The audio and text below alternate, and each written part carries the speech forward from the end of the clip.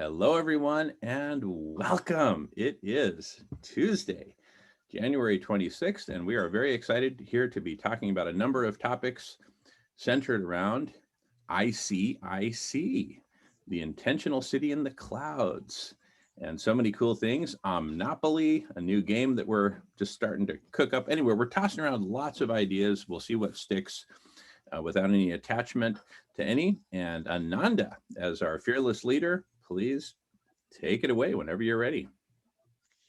Okay, well, welcome everyone. This is Ananda Elise Reeves from Future Now Radio. I am really happy to be here today. We are stirring up the pot because it's time. It's time. It's critical time.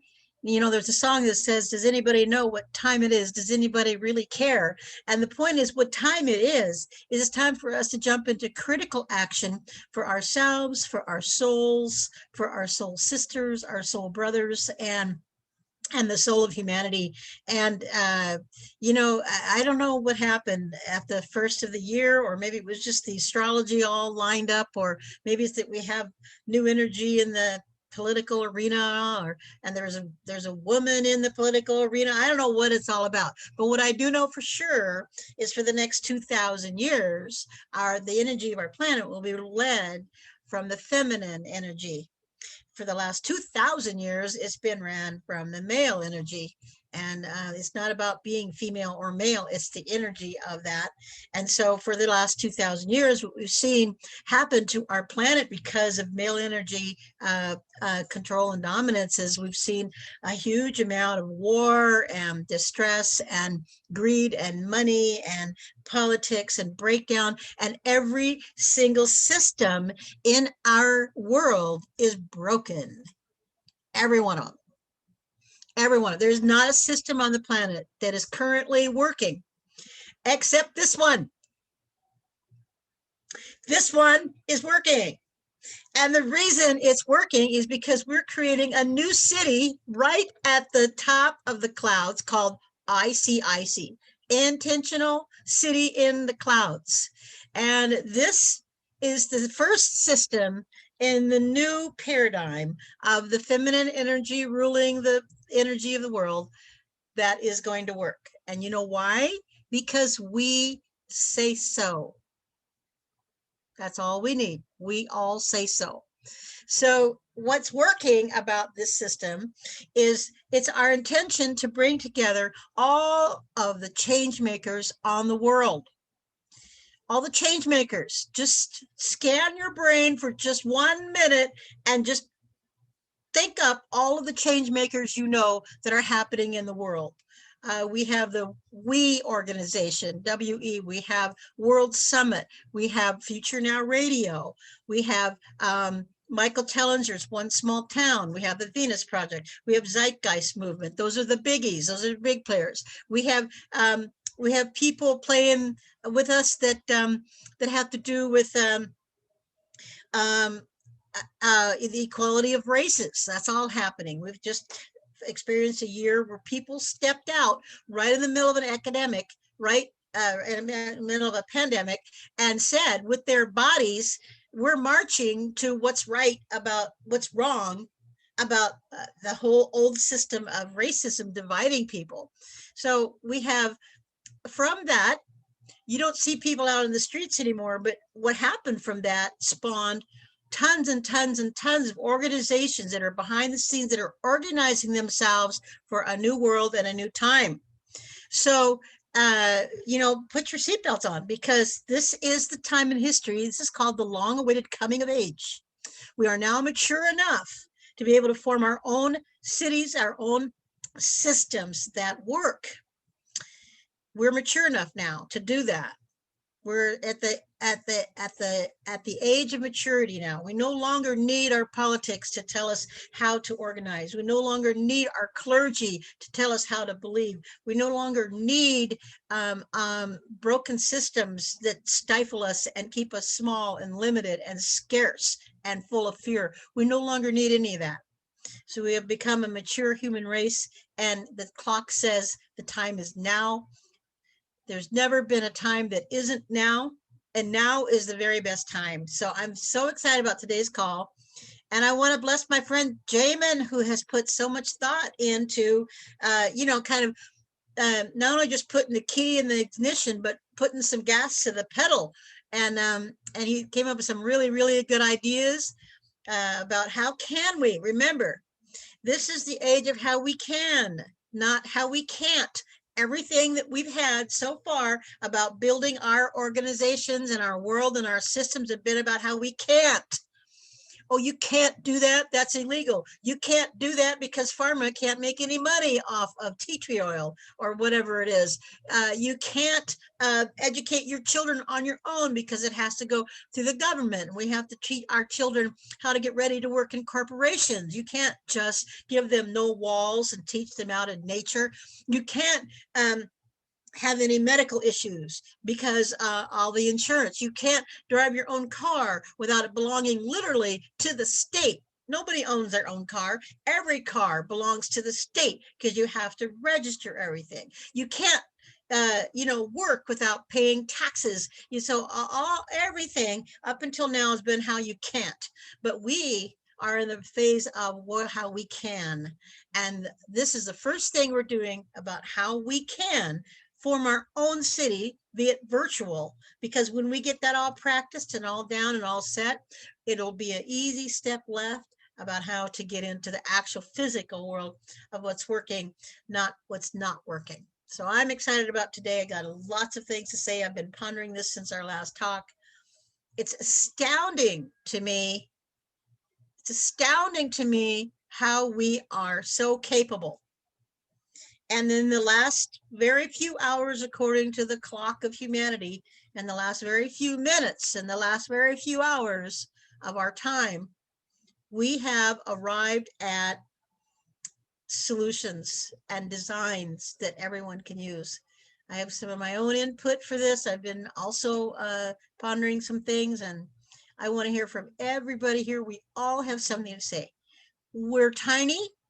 There's a few of us here, but we are mighty. And don't forget, we have got so much backing us up. We've got broken systems that are backing us up because we need to fix them. We've got all the planets are aligned because this is the first time the particular galactic map has been in alignment to help humanity. Prior to this, most of the galactic alignments have been about struggle. And so we've got that. We have, just the energy of the healing going on the planet. There are so many people that I can think of right now off the top of my head who are healers. They're practitioners in their own healing field. They know how to heal energy. They know how to heal through Reiki. At distance, they can heal you. They know how to heal you through sound. There's lots of sound therapists out there nowadays. They know how to heal you through herbs. I mean, that's a whole science in itself. People who study herbology have more schooling than any medical doctor. And so we've got people that can heal through plants and plant medicine and through energy and sound and music. And it goes on and on and on. And if you just think for a minute off the top of your head, you could come up with people that are healers. In fact, we have some here on our very call. And we're very, very honored to have the healers here with us. They don't get any of the media. They don't get the same salary as any doctors, but they know way more than what's happening in the broken systems of medicine. So anyway, I just want to welcome everybody and thank everyone here. I know that we're recorded because I am coming through with voices that are way beyond my own. I'm really guided today, and this is a much, much bigger picture than just any one of us individuals. This is about the collective. So I can't wait to see what we do next. And I'm complete for now. Beautiful. Thank you so much, Ananda. My sister Kate has her hand up, and if you'd like to be in the queue, just feel free to raise your hand or a signal, put in the chat, whatever you want to do. And Kate, sister, great to see you. Take it away. You know what? Yeah, great to see you all. Well, it's good to be in circle with you again. And Ananda, as you started with the we and you went down a few, I thought, I need to get the list. We have the Global Peaceful Cities.org, the New Earth Central, the Portal to Ascension, the All New Paradigm.net, the Global Coherence Pulse, the Move to Amend, 2020 Building the New World, Everlast Life, Saturday Night Alive, River of Yes, Fireside Learning Academy, the Unity Earth, United Forever, the Silent Moment, Pulse of Creativity, Pioneers, 350. You get my drift. I have 2 pages, all of them, things that I've looked at over the years saying, wow, it looks like they're doing beautiful things. So I guess the question is unifying efforts. And I know since Sister Kayla here is also just off the Humanity Rising call with me, I want to bring up that we listened to Martin Palmer was his name. And he is his specialty is in Chinese and religions. And it was just a fascinating look. You really would, it's something you almost need to listen to yourself, to the Humanity Rising talk today. I just thought it was fascinating. But he's working very closely with Pope Francis and on the UNS, the Sustainable Goals. And so I very much thought of Dr. Rao, of course, in this conversation, because, Pope Francis really wants the same thing. But this gentleman was bringing to light how that the entities of religion, he says, he made an example. He says, well, you see the big tech giants, the IBMs, the whatevers here in 500 years, maybe or may not. But, those religious entities will probably still be here. And he made a great point of how they are such economic drivers and such holders of property. And so it sounded like an amazing new breakthrough coalition working to bridge this division, between the driving. A few of us have been able to break out of the box and don't have to go to that regular job every day, or you know what I'm saying. Most people don't even have the opportunity to look beyond the confines of the institutions that they've been enculturated into. And so therefore it just felt like such a powerful allegiance that this man is making. And I think the thing that he said that stuck with me so much that which his website is faithinvestment.org. And he just said the truth is better told in story. And that really sat deeply with me. And so with that being said, try to be the little engine that could. I want to listen wholeheartedly. I do have to leave at 1 today. And wonder if, Ananda, were you able to connect with Julie at all? I did get her connection, her message, and it's on one of my things to get around to in the next few days. But thank you for that connection, and I will follow up on that. Oh, the little engine that could. Yeah, that's where we all are. That's awesome.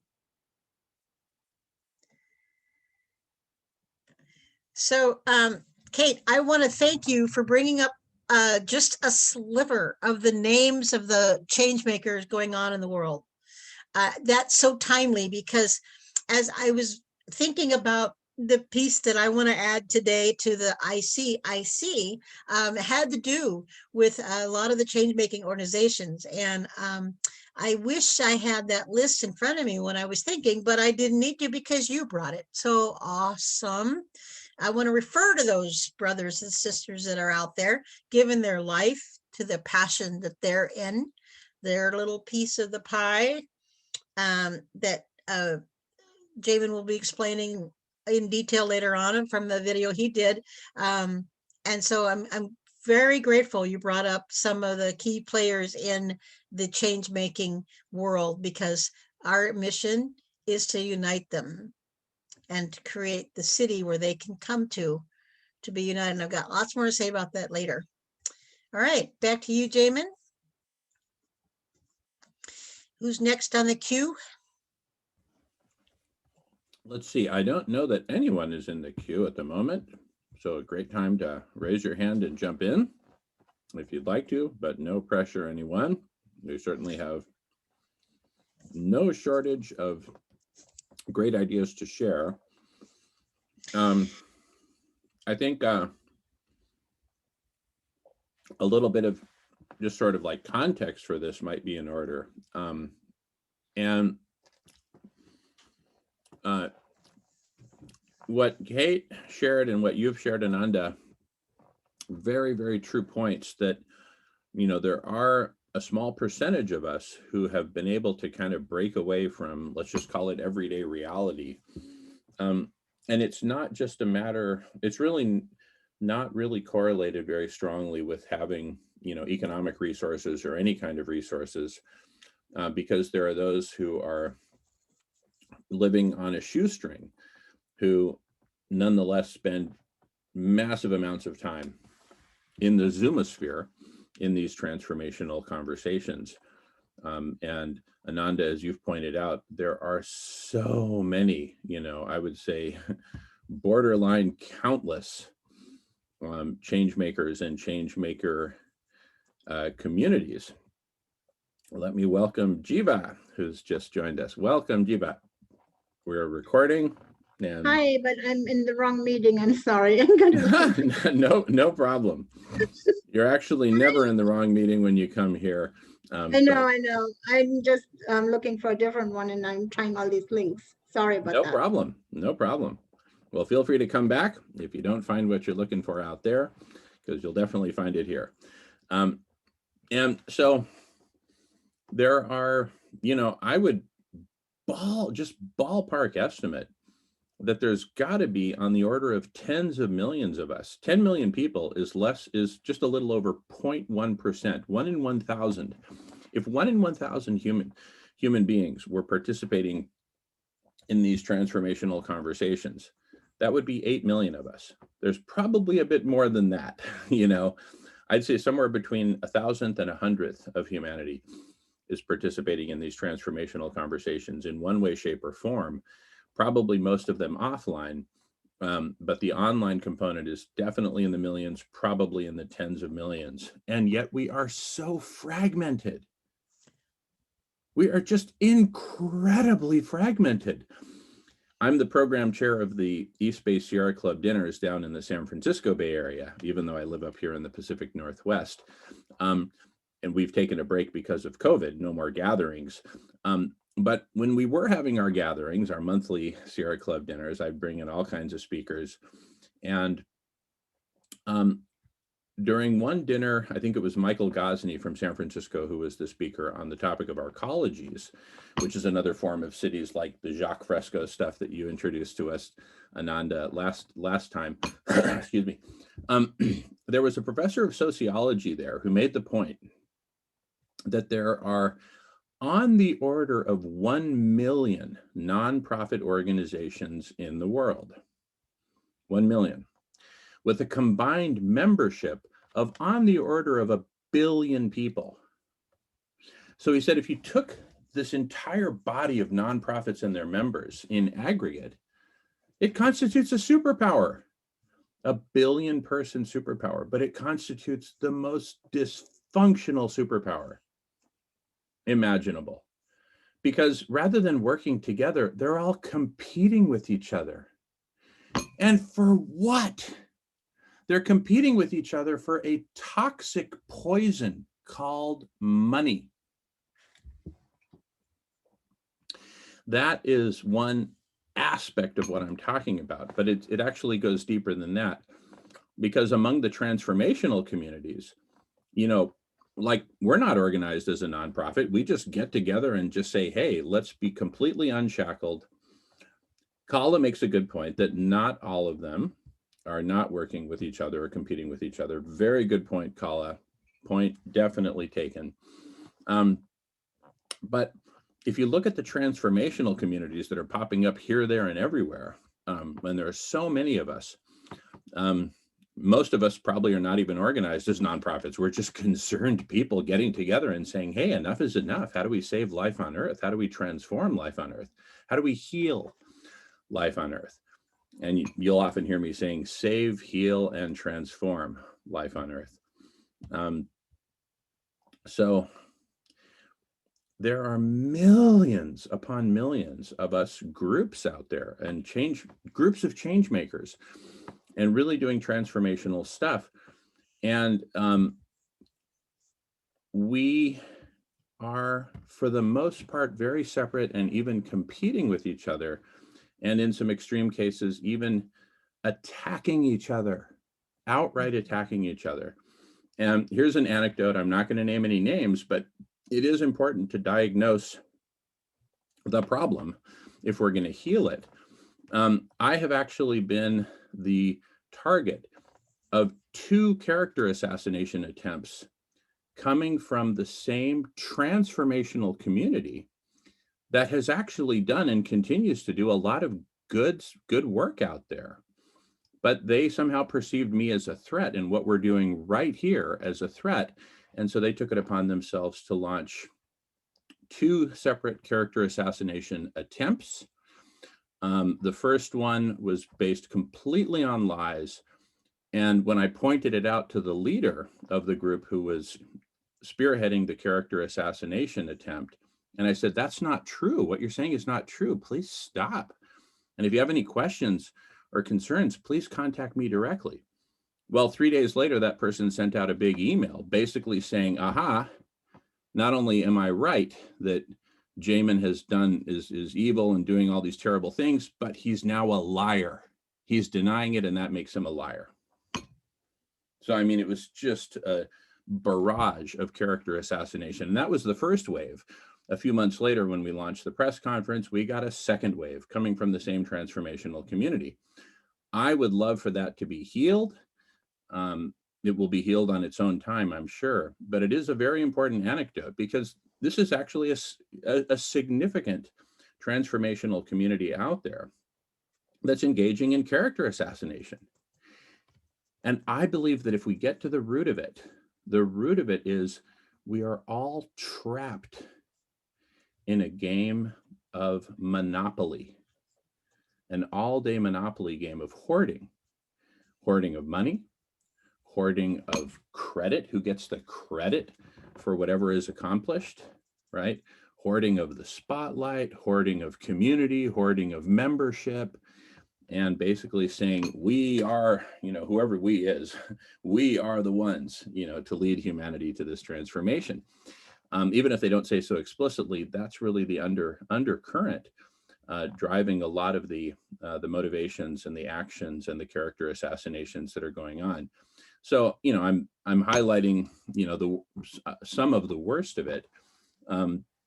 There's also been a lot of good collaboration among transformational communities. So it's not all bad, it's not all evil or anything like that. But we do need to diagnose our disease if we're going to treat it. We need a correct diagnosis. That's the first step towards healing. And I think the diagnosis is very clear.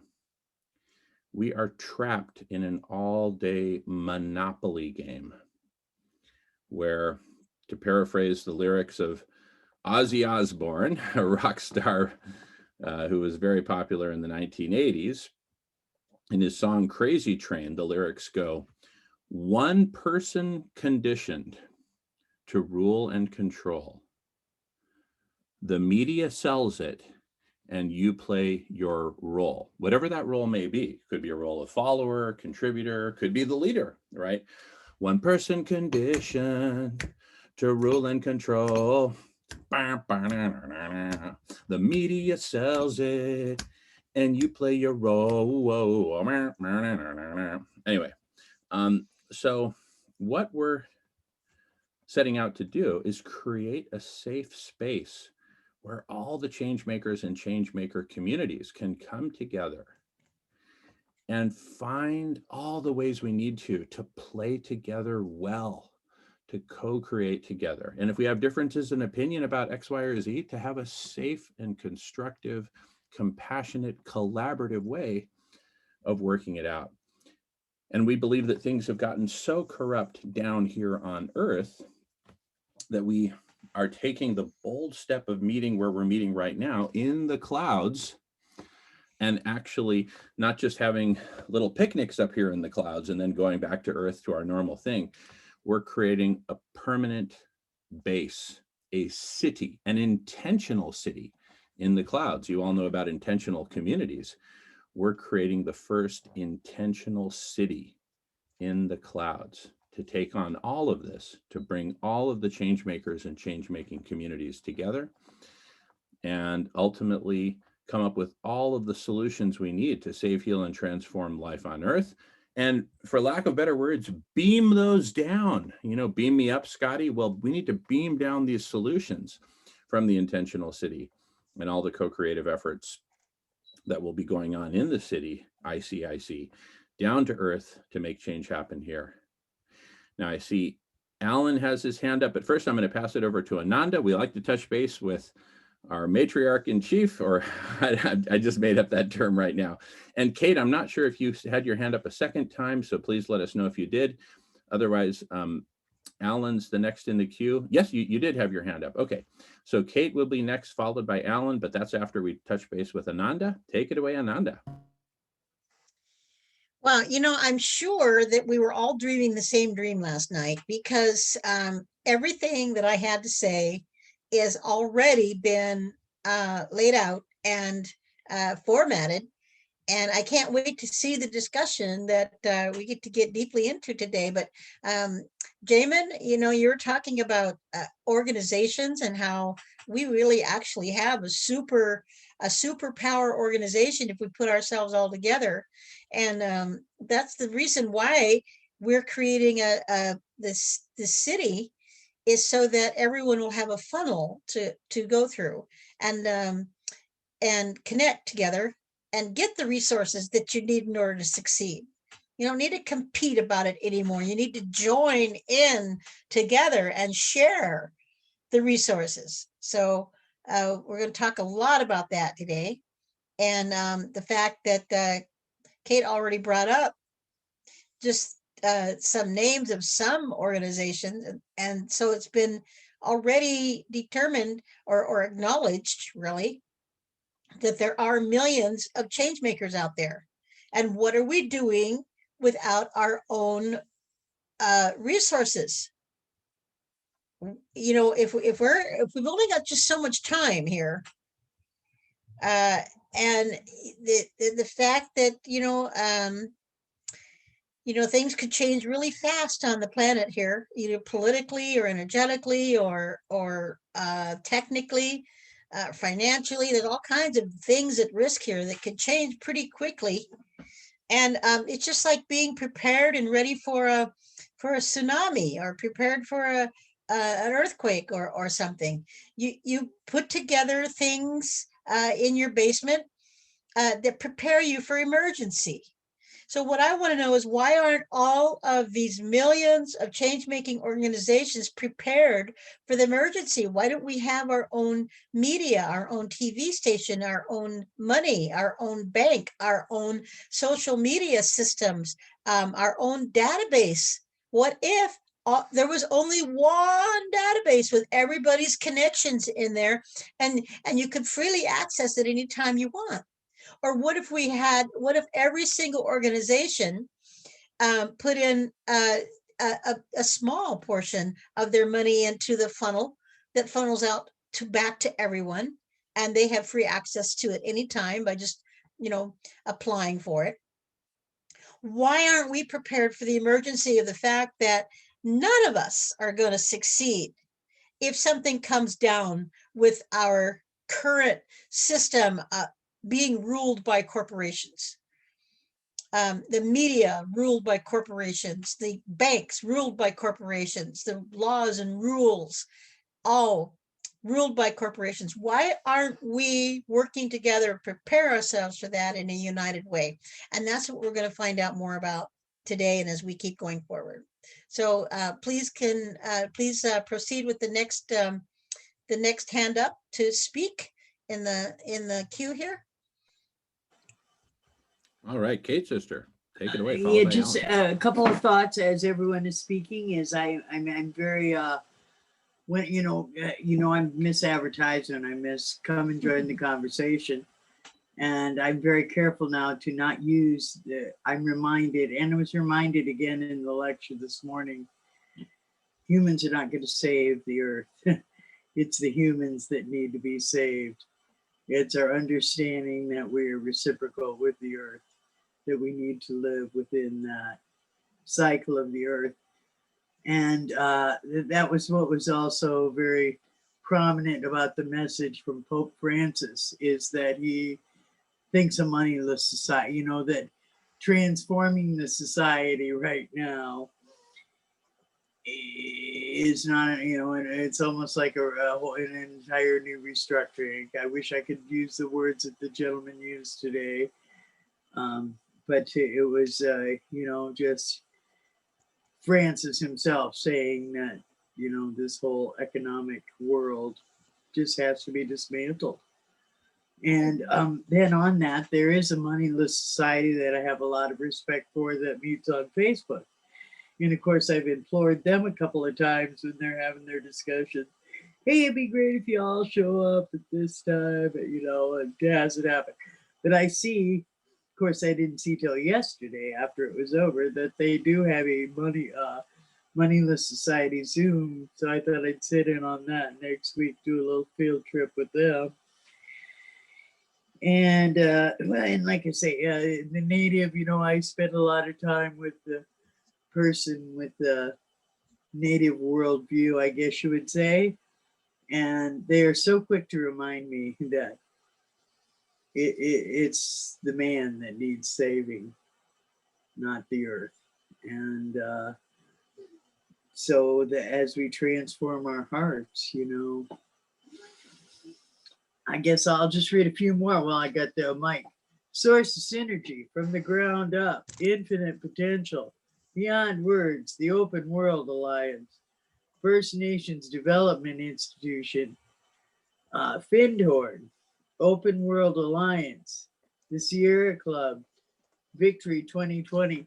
I do want to mention, though, that one of our people that comes on, Heidi, who does have International Children's Month at a regular discussion with young, brilliant people from around the world, does have omnipresent media. It's, a television station that can be utilized more for, and she's certainly an open-ended alliance kind of thing, I believe. Anyway, I just wanted to throw those thoughts into the field, and thank you for listening. I'll pass to you, Brother Alan. All righty, touching back with Ananda before great stuff, Kate. Thank you so much. That's really exciting. And I really appreciate all your leadership and cross-pollinating and field trips and everything. So please keep doing what you're doing because it's changing the world. All right, touching base with Ananda before we go to Alan. Yeah, I would really appreciate it very much if you write those contact down in the chat, because you can't. Okay. Well, I've learned to have a big old fat notebook next to me when I do these calls, because the information that zooms by all the time, people just throw out some little golden nugget, and I wish I'd captured it. So if you can't write it in the chat, that's okay. This is recorded. I can go back and hear it. There's hundreds. I have thousands. 2 full pages. Thousands, my friend. Hundreds. Yeah, well, I only have written down hundreds, but I'm not. Okay. Well, do your homework. When you're not on this call, go around and look at some of the other organizations. The Moneyless Society on Facebook, they're actually the launch. They're the reason why we're here doing the ICIC, because we had our first Zoom call and everyone said, gee, why don't we have, a universal, why don't we have our own money to get us through these times so we can create a moneyless society? And that sprung the first call. That was on a Monday. And then on Friday, we had the first call about doing this here on this channel. And so the Moneyless Society group is actually the seed for this here.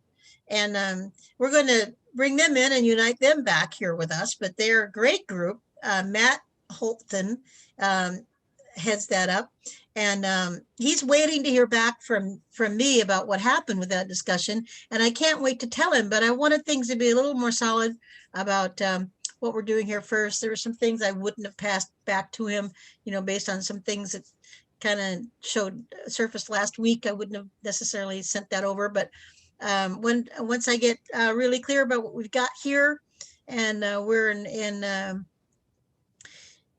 unison, and there's peace and unity happening, and everything is gelling, I'd love to be able to just really truly market this to the whole entire arena of people that I'm involved with, that has to do with resource-based economy, moneyless society. There's a guy that ran for president on the money-free party. I mean, there's just so much of that out there. We just need to bring them all together. So let's create that opening, that safe space and opening. All right, so let's go on to the next. All right, that would be Alan. Thank you for your patience, Alan. Great to see you. Is my microphone okay? Just Oh my yeah, goodness, perfect. it's so okay. much better. Real good. Yeah, it's an idea I was playing around with. I think it was last year, based on the same. Again, what made me think of it? The same idea you were speaking about. All these different leaders of groups having wonderful ideas and great projects, but sort of all against each other. And then for the last year, I've been observing the democratic system in America, and some of it, I never really pay attention to politics, but the one thing about it is you've got basically democracies like these two parties, and one party seems to, everything they say is bad stuff about the other party, why you shouldn't vote for them. And they've never really sort of say anything good about what they're offering. Hardly ever seem to mention anything good about what they're offering. It's all break down the other side. And I was thinking, wouldn't it be so much better if politics, because I can understand the two-party system when you're getting like a 50% vote, you're gonna, if you get like any more parties, you're not pleasing everybody. You're getting tiny little groups who are like, not got, but a two-party makes a certain amount of sense because it's a yes or no. It's a nice simple choice. But what if, this is a radical way out there kind of idea, but what if the two parties in the Democratic Party were to present an argument why the other guy should win? And their whole campaign was to tell all the good and wonderful things that they're going to do, and the person who actually wins the election, well, they've kind of really lost because they've now got to do all that stuff. That was it. I was just it might be a different way of doing things, because it's like the way we do things now. It's all money based, and it's like they feel like they need more people, they need more followers, they need more money coming in. We're doing more good with more money, and then they get locked into this. Money is the answer, and money is actually the problem. Yes, actually it is. Money is the problem. It's always the problem. Just in my own experience, I started the Future Now radio station, and it was designed to interview all of the change makers in the resource-based economy, or the circular economy, or the money-free party, and all of those groups. And so Future Now Radio started interviewing those people. And it started off, when we first started, we had 76 people all ready to start that radio show. All of them saying, yeah, we need our own radio show. Yeah, we need to bring these people together. Yeah, this is great. And we put together several really wonderful interviews, and you can see them on futurenowradio.com. And just click where it says click here to listen, and you can hear some of the most amazing speakers. And we took a little break over Christmas, and we'll be ramping up. But the bottom line is, we had 76 people signed up at the beginning to help, and we're down to 2. So we lost 74 people because we couldn't agree on the money situation in order to run the radio station. So money was the problem. The money is what broke us all up as a team that was going to run a radio station. And I've had that happen time and time again. The money gets in the way of the organization, and it is the problem. However, this is the thing. This is the thing that we're talking about right here, the ICIC. There needs to be a bridge. We talk about the bridge. And there's even a Spanish name for the bridge, La Puente. Is that right? El David? Puente. El El Puente. Puente. El Mhm. Puente. That means a bridge. So the point is, where we are right now, I'll just take my own example. Future Now Radio cannot exist without some money from the old world.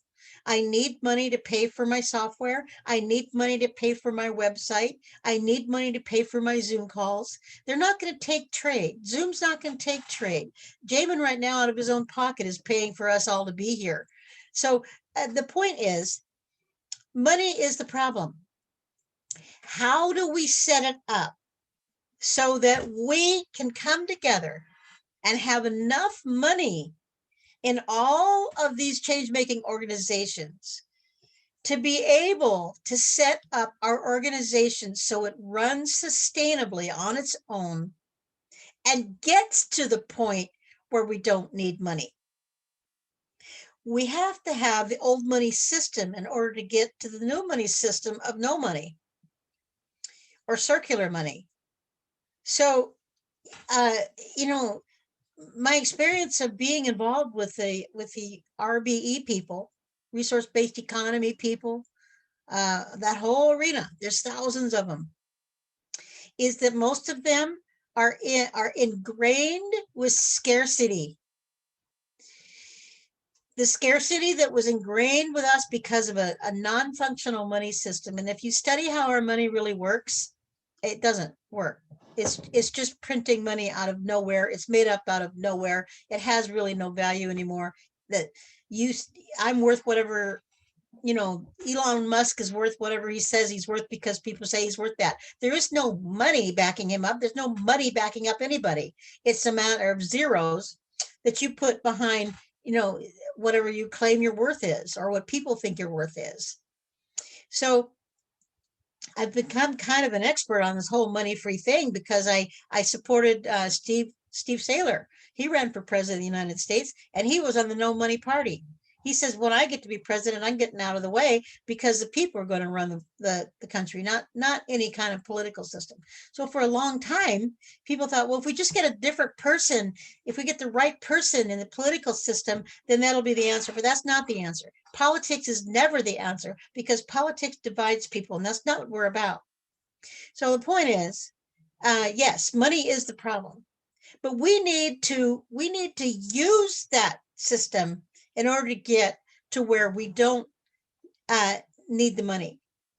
And in order for me to do that, running a radio station, I need a little bit of jump start. I need a little money to last me until I can get past, until we, this super power organization that's made up of all of us, can support each other so that we don't need the money. If I wouldn't have to pay Zoom if our superpower organization devised our own Zoom process.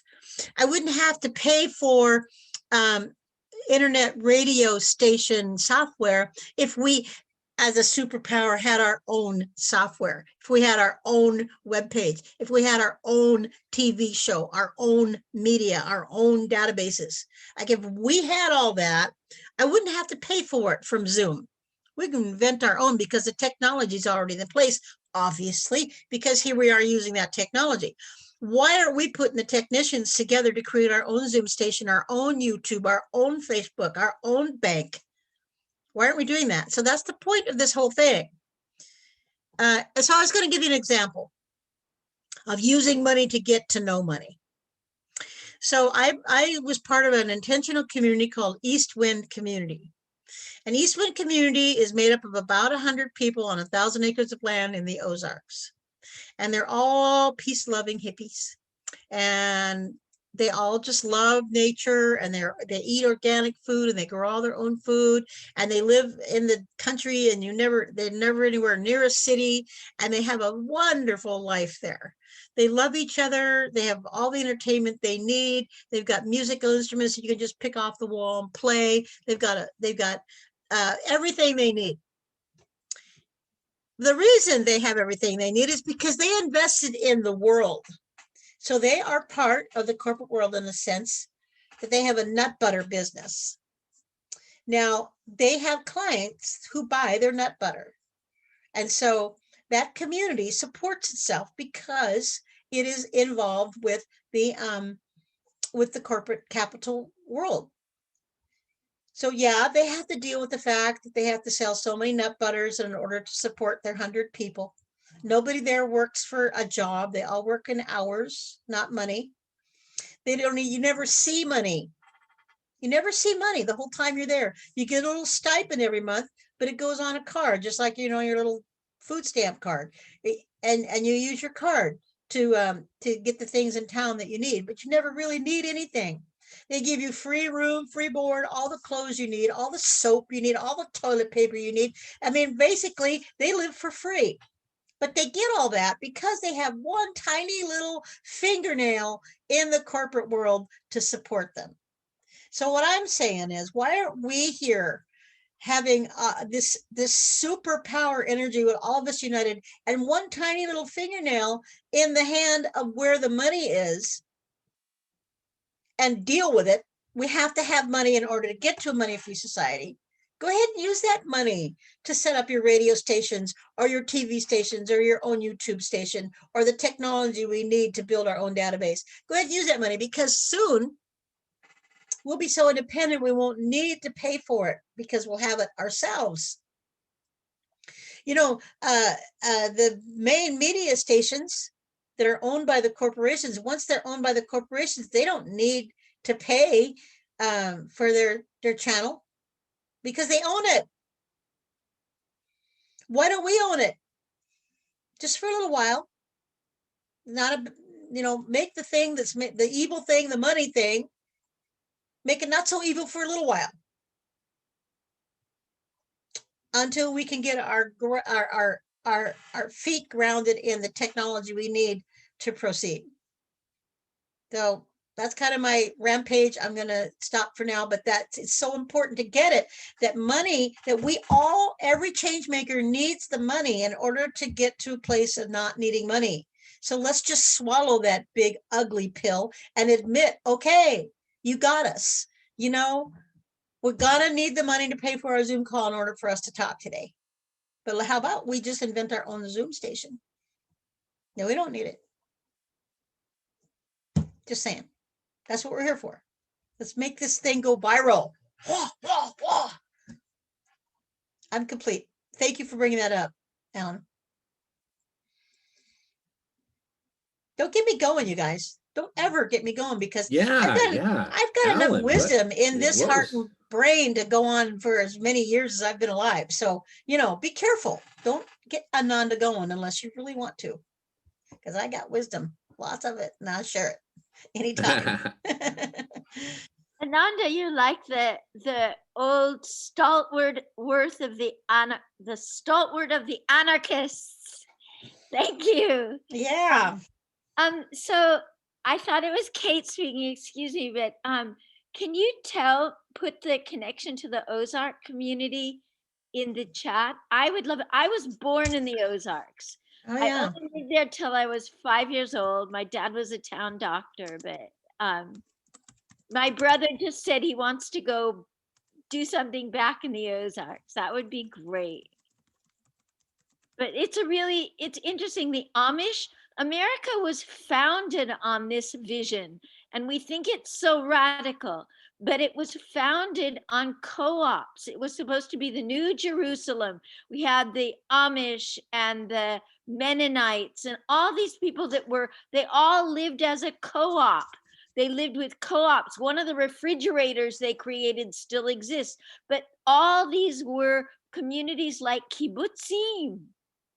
And and that was the vision of America. You go back, it's before even the Unitarians with Emerson and Thoreau saying, I'm going to nature to see what living off nature in nature, what it means to be, in the fabric of the foundations.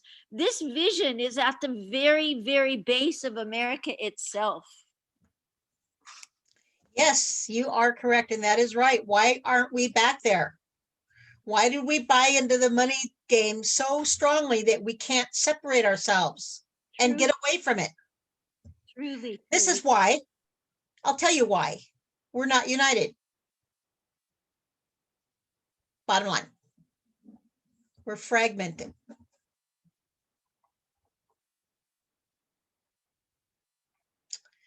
Okay, Jamin, what's going next? All righty. Well, I don't think anyone is in the queue at the moment, so it's a great time to get in the queue. I want to welcome Danielle. Great to see you, Danielle. I see Kala just unmuted herself, so it looks like Kala might have something to say. Take it away, Kala. I just want to say even beyond, it's not that we're not united.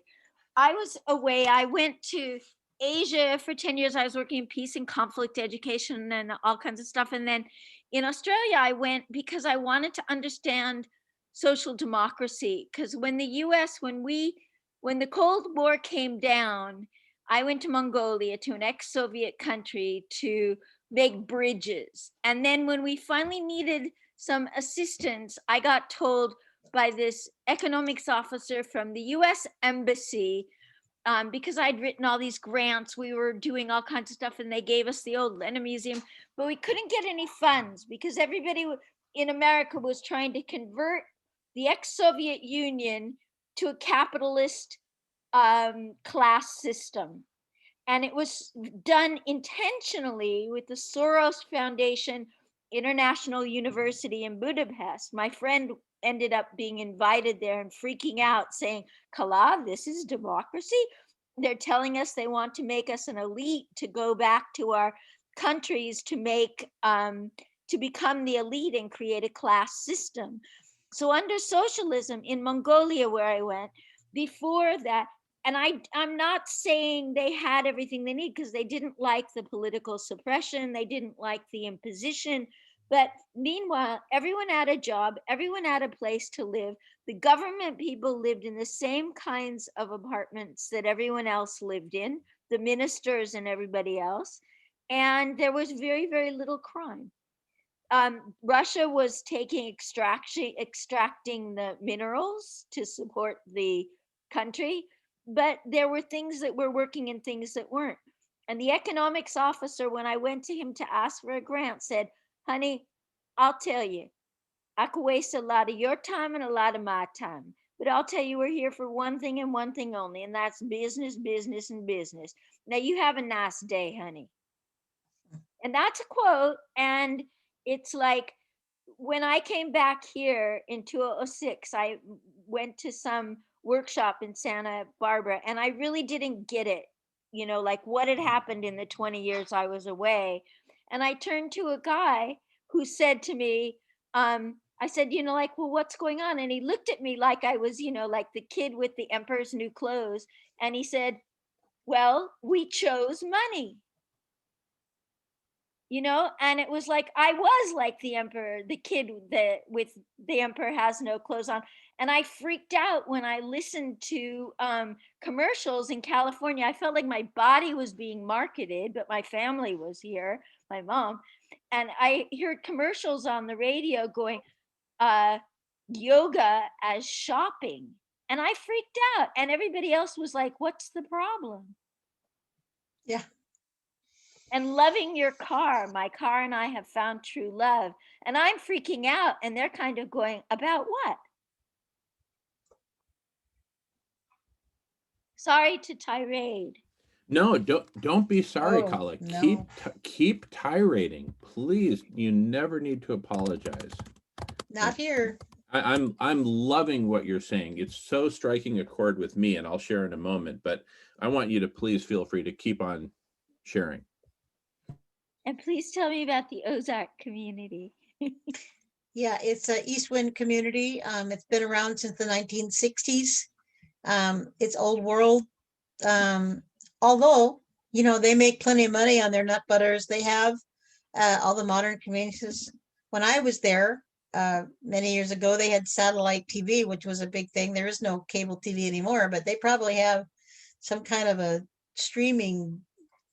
I mean, they keep up with technology. They had computers there and internet and the whole thing. So they're not backwards. They're just not part of the daily grind. In order to go into the closest city, you have to take a ride in with the community transportation, community bus or cars or whatever was going in. And every time when I went into town, I was just, I couldn't wait to get away from it. But Eastwind Community. Here, I'll put another link in about how you can find all the intentional communities. That's IC.org. That's where you can find all intentional communities. And what they call the community in Eastwind, they call it egalitarian. Those are communities that have a business that the community runs in order for the community to live for free. So it's almost there. The community does live for free as long as they keep the business going, but the business is attached to the capitalistic world. Are they I'm in Boise, Idaho? no intentional. The Eastwind is just on the border of Arkansas and Missouri, Okay, great, but a little tiny itty bitty town. I forget now, but you can find it. great. Thank you. Mhm. Who else we got here? Jamin? All righty. Well, thank you so much, Kala, and please don't hesitate to jump back in. You can pop into the queue every minute if you want. Next in the queue, we've got Jamin, and Jamin's the only one in the queue right now. So, Jamin, take it away. Don't mind if I do. Okay. All right.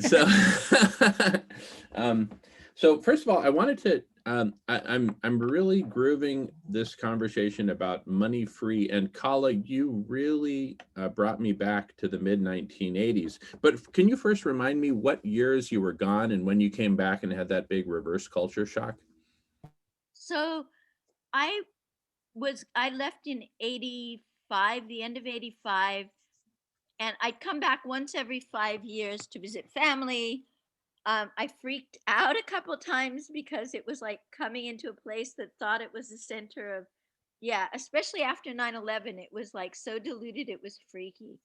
But so I actually, in 89, the wall came down.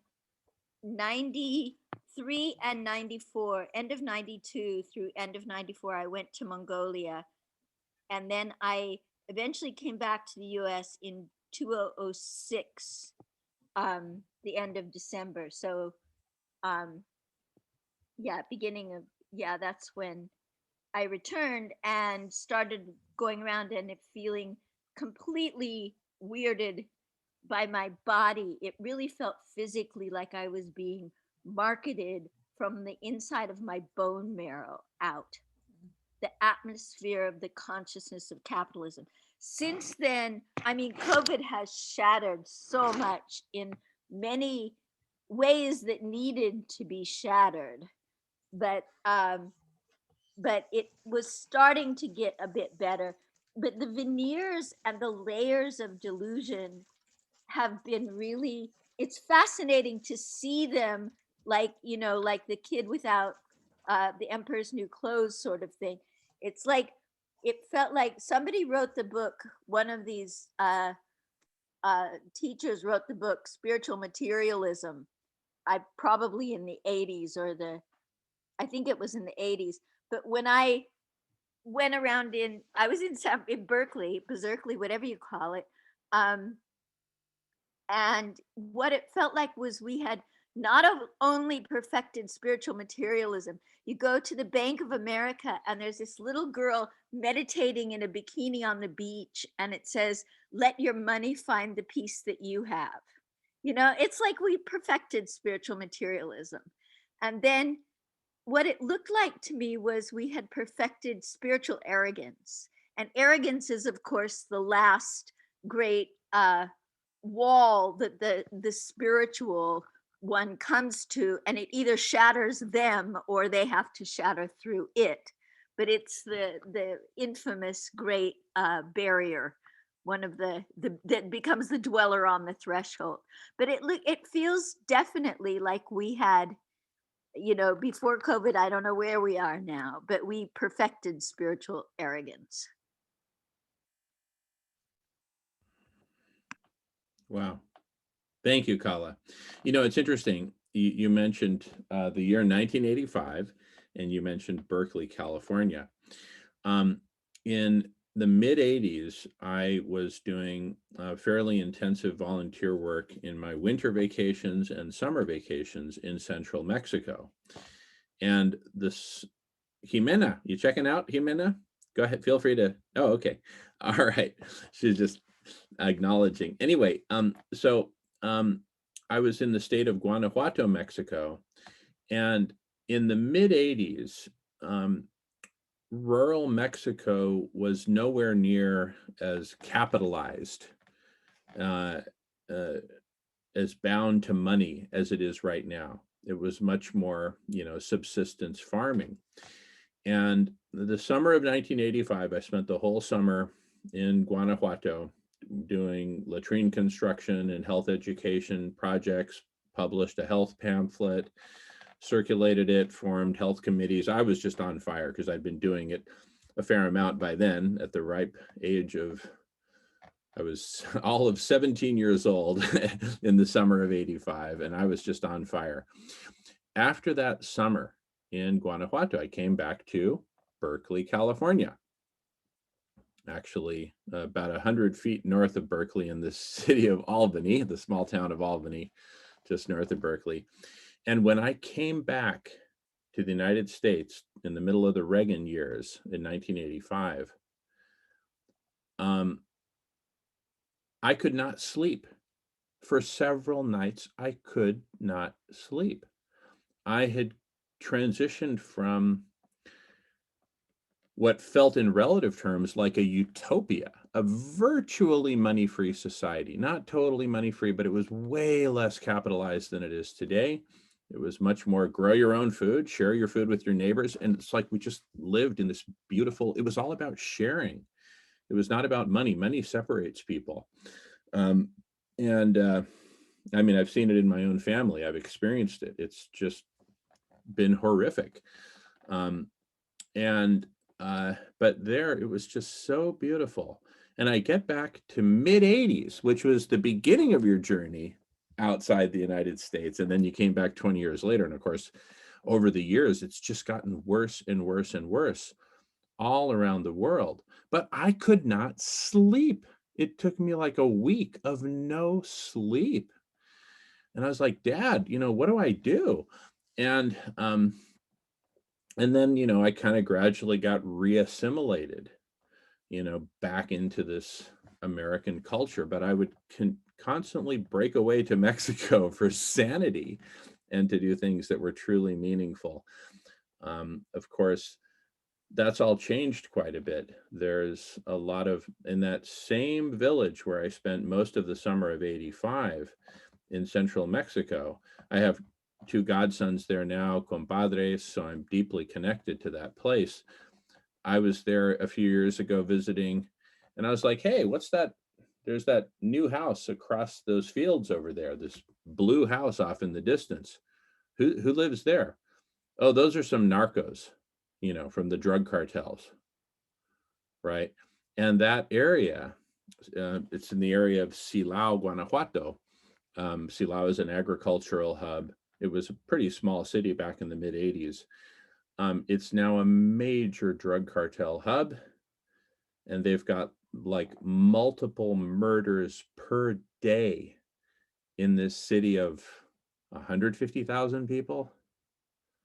I mean, just a murder rate per capita that just, it's got to be at the top of the charts. And so that's money. Yes, the medium is drug. The product of exchange is drugs, but the drug cartel leaders famously don't use drugs. They're just sociopaths who want more and more millions and billions. I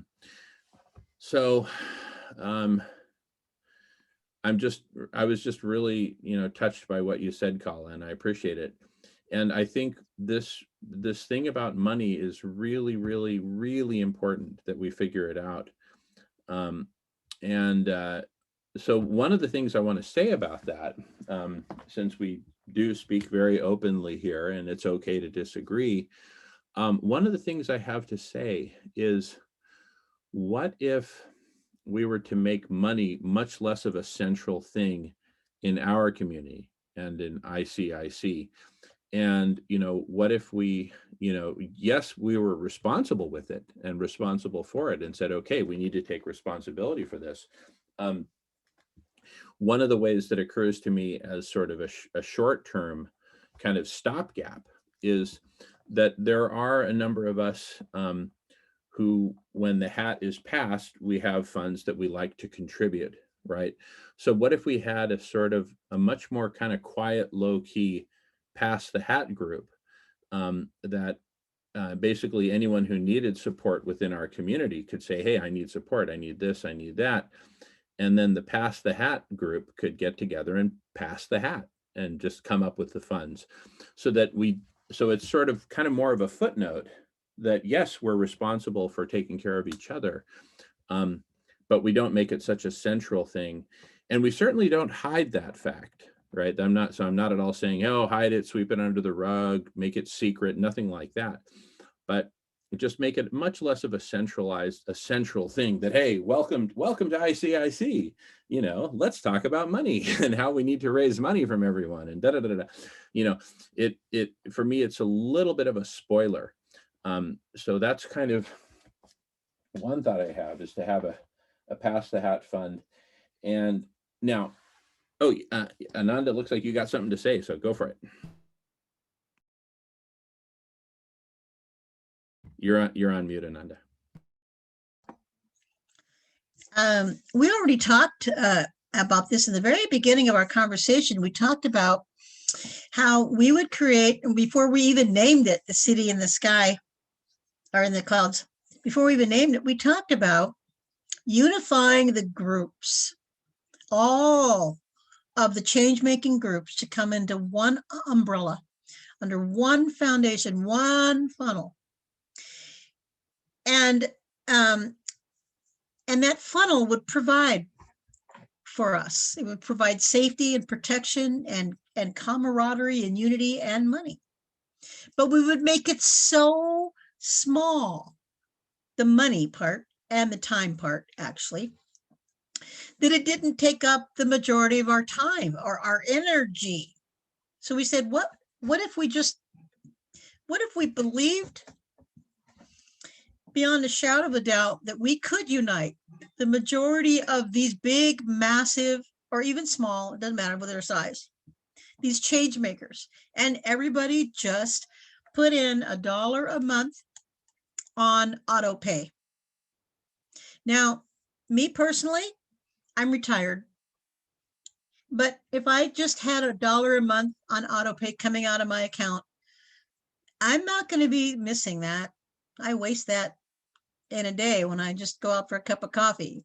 It costs more than $1 a month to buy a cup of coffee. But what I'm saying is, what if we made it so important that we unite together and bring together these millions and millions of people? I think you said something earlier, Jamin, about there's probably 80 million people out there that could form this superpower if we all came together. Or maybe you said 8 million. Okay, let's take 8 million. So what if 8 million people donated $1 a month every single month, and we had money to make decisions with?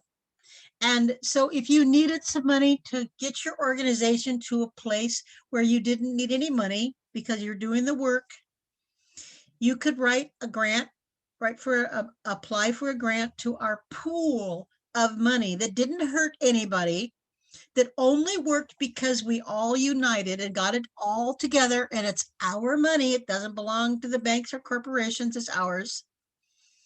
And we had enough, we had 8 million people doing that every month. Can we even imagine what it would be like to have $8 million every month to make decisions on? And some wonderful world organization like the Open World Alliance or the World Peace and Democracy or the Faith Investment Organization, they needed some money to run their website, or they needed some money to, pay somebody for the over 60 hours a week they work, or whatever.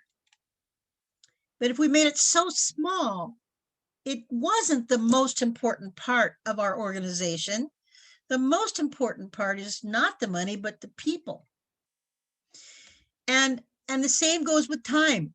We just kind of threw out some numbers at first. I'm looking forward to the time when we actually really agree on what those numbers are. But we said, what if you put in 30 minutes a week and $1 a month? And everybody did that. And what if we got all of these change makers to come in and join that? Now, I have some thoughts on that. I want to kind of get off onto that, but I want you to finish what you're saying first, Jamin, because I want to continue what I'm saying about some ideas I had about that. So please continue, and then get back to me about the rest of my thoughts on that. Beautiful. Absolutely. Will do. Thank you. So my point is actually quite simple. It's not that we should not have that kind of a fund or that kind of a collection process or anything like that, but that to bring that front and center from the very get-go feels like too much focus on money already. And it feels like the kind of thing, I mean, when you put the numbers that way and say, hey, there's 8 million, minimum 8 million change makers in the world who are in the Zoomosphere, what if they all came here and all started contributing $1 a month? I mean, when you run the numbers like that, it's like, wow, well, how could we possibly say no to 8 million bucks a month? But if you think about it practically, as I think about it, I should say, not if you think about it, because you're definitely thinking about it practically. But as I think about it practically, and I think, okay, if I'm some change maker, walking down the street, smoking a joint, participating in Zoom meetings here and there, and I hear, oh, there's this community that's getting together, and they're, they just, all they ask is $1 a month from everyone, that my first impression about that will be about money, right? Whereas if we made our initial focus about saving, healing, and transforming life on Earth, and money was one of a number of footnotes, again, not that we're sweeping it under the rug or making it secret or anything like that, but not making it quite so front and center, and saying, look, we have a stopgap way of dealing with it. Now that there's, right now, how many people do we have in the room? There's 7 people in this room right now, right? Oh, now it just dropped down to 6. Let's see. We're not quite at 8 million yet. And to go from 6 to 8 million, right? I'm just thinking, what's going to attract people and what's going to repel people? And there's, at Microsoft, I was corporate strategy manager. And the reason I got promoted to corporate strategy manager was I became the expert in marketplaces. I was the one they would bring in when Bill Gates needed consulting on marketplaces. So, and I'm really good at marketplaces. And there's a critical threshold in online services, internet services, or any kind of service. There's a critical price threshold, and it's not $1 per month. It's not $10 per month. It's not $100 per month. Any of 3 of those numbers is quite doable for the average person in the United States. The critical threshold is actually $0. If something is free, it will attract lots and lots and lots of people. If you charge even a penny or $1, right, suddenly the attractiveness just plummets, right? This is a well-studied phenomenon. And of course, we had to be very cognizant of that because we wanted people to use our search engine and use our social media applications and use all kinds of stuff. And there was a magical price point called 0, that if you can get it down to 0, people come pouring in. As soon as you do even $1, bam, you suddenly exclude the vast majority of those people. So, hey, we just jumped from 6 to 7 as Jimena is coming back. You see, when we drop the price, I'm making a joke, but my point is actually is quite serious. And the point is very simple. It's just that we don't make it quite so front and center. We don't make it such a core of, hey, this is why we're getting together. So we can, you know, I know, Ananda, that's not what you're saying. I know you're not saying, I don't want to misrepresent you. You're not saying, hey, we're like the Happy Money Club. Da, da, da. No. But it's ended up being probably at least 20% of our conversation time is this idea of the fund. And for me, that's just way too much because, and again, I'm not saying disregard it, don't be responsible for money, let it be everyone's problem. No, I'm willing to contribute, and much more than $1 a month out of my own pocket. But and I know there are others who are also willing to contribute. So I'm just saying, let's be responsible for it. I'm willing to pay, you know, out of my own pocket to help that make that happen. I already do. But let's not make it such a front and center, like column pillar of who we are and what we're doing. Yes, let's talk about it, but let's kind of put it in its proper place as one of many topics that we need to talk about, because I think we could be shooting ourselves in the foot in a gigantic way if we make it even as front and center as we have made it up until now. Another thing I want to say about that is that there are some creative ways in which we can address getting some of our fundamental services paid for. Microsoft, where I worked for a number of years, would, famously fund a lot of projects with significant money behind them that they believed in. Now, take Zoom, for example. So I pay Zoom probably over $100 a month. I'm not even sure what all I'm paying for or why I'm paying that much. But, from time to time, we need more services. So I've just turned on services, and probably I just need to get back in there and turn them off. But it's a significant expense for all these change-making organizations. So one thing that I think could be very attractive is if we cross that $0 per month threshold critical price, but actually cross it in the reverse direction and actually have a negative monthly fee. Now, what do I mean by that? So right now, any change-making organization that's in the Zoomosphere is paying money to Zoom, probably minimum $20 a month, and then I'm up in the 100 range, but there's probably those that pay thousands, whatever. What if we were to cut a deal with Zoom? Welcome back, Jimena. What if we were to cut a deal with Zoom? And one of my colleagues at Radish actually met with the CEO of Zoom. So we are within striking distance, potentially, of cutting a deal. Though the idea just occurred to me now. What if we were to say, hey, Zoom,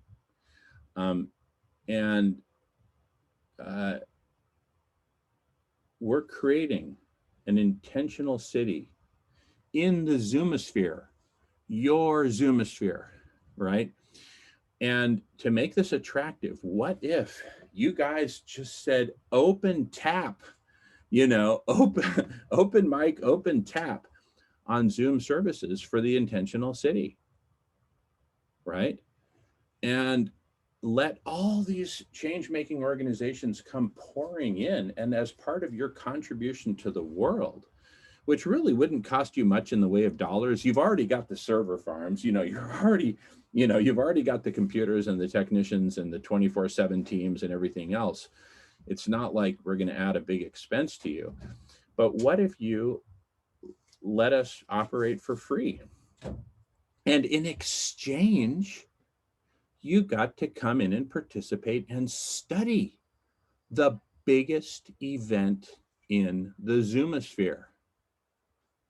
And you got to sponsor it. We literally call it the Zoomosphere. I mean, I actually have the domain names for zoomosphere.com, .org, whatever, just anticipating this.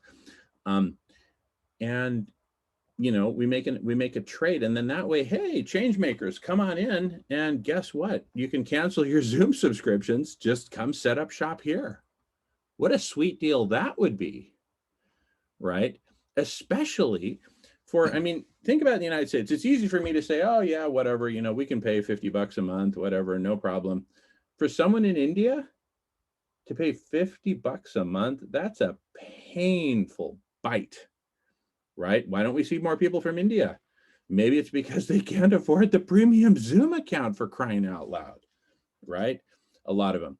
So there's a lot of intentional change maker communities that don't exist yet because they can't come up with the $100 a month or whatever that would take to, you know, fund whatever they need to do. So there are creative ways that we can go about this. I happen to believe that money is a poison. It's an addictive substance. I'm an addict. You know, I feel like I'm at an AA meeting for, you know, for money holics. My name is Jamin Shively and I'm a money holic. And I say that to begin to liberate myself, just like at an AA meeting. You know, if I were an alcoholic, I would say that, to begin to liberate myself, to identify the problem. And so, you know, to make a very crude analogy that's probably not fair, here's what I don't want. What I don't want is to say, hey, listen, all these people are just spending so much money on alcohol and cocaine. What if we just had everybody contribute some money to the central pool, and then we buy cocaine in bulk by the kilo and buy alcohol by the keg or by the case, and save money that way? And then there'd be, you know, plenty of cocaine and alcohol for everyone here, and then everyone would be happy. I'm saying, let's put money in its proper place.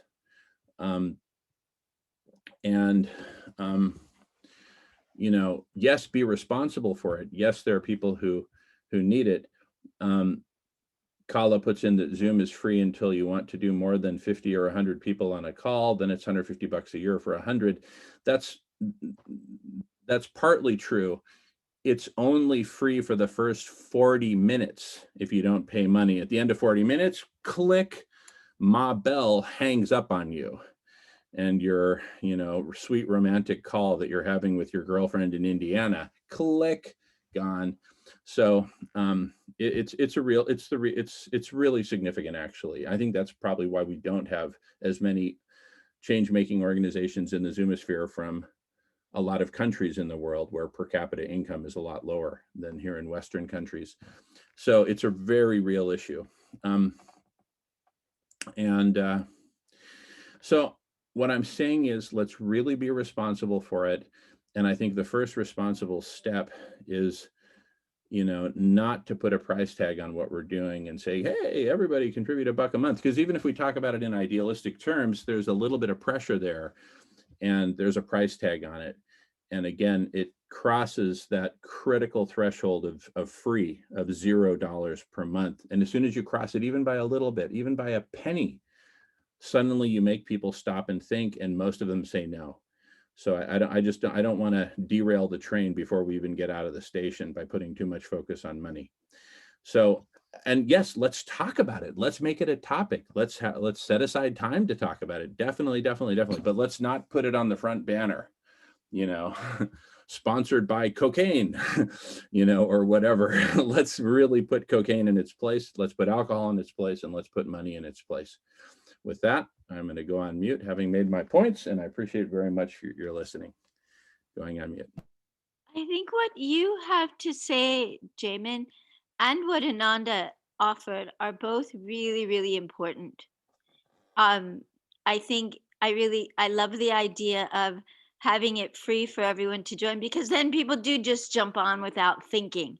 They don't have to give a card anywhere. They don't have to go figure out their PayPal, you know, and even PayPal is better than having people have to give cards, which is something I experience. But yes to that. But what Ananda was saying, I mean, there's this organization, there are two of them. One is Give Well, and one is something this very similar. And I was reading it. They gave a presentation on Humanity Rising, and that is such a blessing, that group. But they were talking about So they're like in Kenya, they have a village they've sort of adopted. And so $25 a month is completely transforming families' lives. And so these people, okay, they can put food on the table. They don't have to decide if they can either put food on the table or send the kids to school. They can have enough money to buy seeds to grow a garden. And so most of the world doesn't live like we do. And it's amazing to think of what, you know, a small amount of money can do in most of the rest of the world. And it's so heartening for us and so empowering for them. So this idea of, in the long run, maybe an optional idea after people, you know, are attracted to the free thing, the whole thing of, well, we have this option of donating $1 a month and look what we could do with it. Because I saw that and I was just like, wow, I can just, you know, not even know it, put $50 a month into something and it's changing 2 families' lives somewhere in the world. And, you know, that's really awesome. And these kids here from Stanford, master's students, graduated and started GiveWell. And within the first year, with people who didn't want to pay taxes, this was the first year, and this was about 8 years ago, $32 million were given to them to figure out where they could go. And they're sending undergrads overseas to do research in where would a little bit of money make the best effect. So their biggest project, these kids now, is mosquito nets in sub-Saharan Africa, because it saves the most lives. And it's transforming the lives of the kids they're working with. It's the companies that just don't pay taxes to go to the military, don't even think about it again. They've given their money to the Stanford kids, you know. So there are some of these really amazing organizations that have plugged into, where can we make awesome change at a minuscule amount? Tree Sisters. I really, really, really recommend you go and look at Tree Sisters as a model, because they've just got, it's a thing of getting women to do monthly donations or one-off donations, whatever. And then they have all these meditation workshops and full moon meditations and everything else, and encouraging community and all these change makers. They have workshops that they offer for people. And meanwhile, people are sort of like out of the, on the side, donating a bit, and it's changing the lives of the indigenous people, a group in the Amazon between Brazil and Peru. And they have a whole thing on their website of what communities at what really significant levels they're affecting at the same time. People can do, you know, a couple dollars a month, whatever they want, but their projects are really substantial, and you feel like you've got this support community and family and encouraging you to be transformed and loved. And at the same time, we're transforming the world with a very little amount from the Western perspective.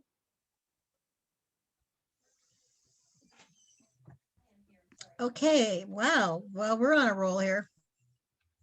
So I've taught seminars and workshops all my life. And there were times when I was teaching seminars on very, very sensitive subjects to an audience that were sensitive financially, as well as sensitive in the issue that we were doing seminars on and workshops on. And so in order to allow, it was primarily for women, but in order to allow these women to be able to access this information from the workshops that gave them tools to really be able to empower their lives, I had to go find some money. I had to find sponsors, so it costs it cost the participants no money, but I still got paid, and the cost of the rental of the room and all that got paid because I had a sponsor. So I love that idea of having a sponsor, especially Zoom sponsoring only one organization gets to have Zoom for free, and that's the one that's working on unifying all the change makers. that's our pitch to Zoom. And it reminds me, well, that's a story I'll tell another time. So the point is, getting a sponsor is a really, really good and is a way for people to access things for free. And then we went into the worth of money. Boy, for only this much, I could be making a difference in a family here or there or whatever. And one of the things that I remember Elon Musk talking about when he's putting all of these satellites up on the sky, the idea is that by 2021, there'll be 40,000 satellites in the sky. And the reason he says he's doing that, one of the reasons he says he's doing that is because he wants internet to be available to third world countries. On the other side of that, the reason he was doing that is so that the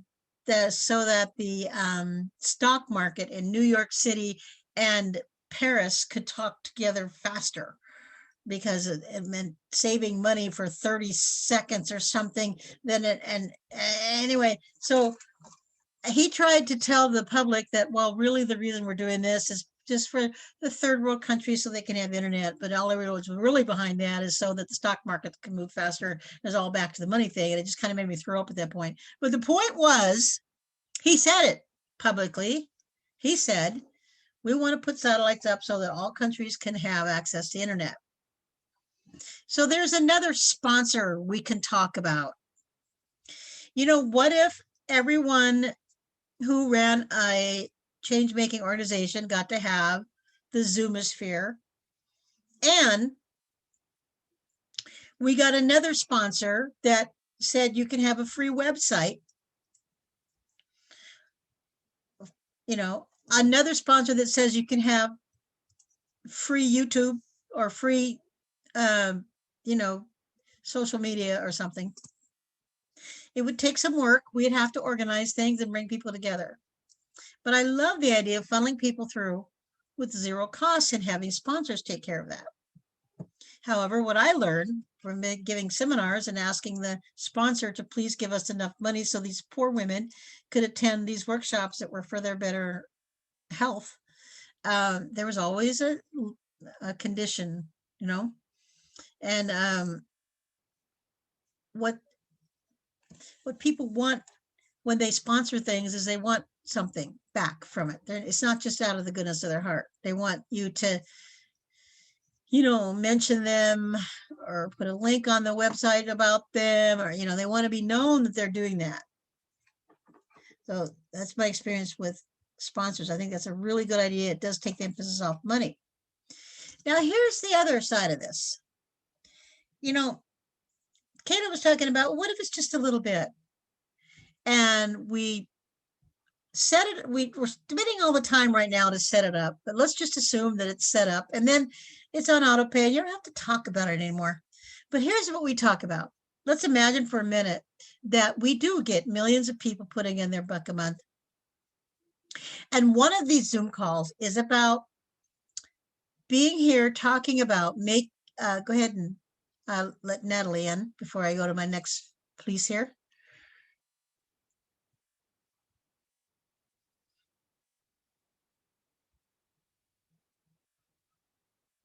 Not connected yet. Well, so here's an imaginary scenario. The reason why the people in the Give Well gave is because they felt like it was helping somebody. And so that was a conditioning from the marketing perspective of Get Well. That way they got their people is they struck at the hearts of people and saying, yeah, but for just this much we can get mosquito netting, and that really saves lives, you know. So I'm imagining for a minute that we do get millions of people in, just donating all of it, just a little bit. What if we're having the discussion of let's just pretend for a minute that everybody here that's on the call is in some organization they're passionate about that's doing good for change, and they get to come on the line and they get to validate I am so grateful to the ICIC because I just got a grant from them and this is what we're doing with it. These are the changes we're making with it. And here are the testimonials of people that get money back from our organization. So another selling point we have is, yeah, we have to have the money discussion, but it's so minimal.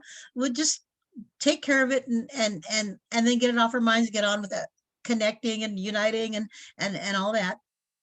And then have testimonials from people that actually get the money back. So one of our sales pitches that we get to give, like what GiveWell gave to their people in order for people to give, is it'll do some people good. You'll save lives.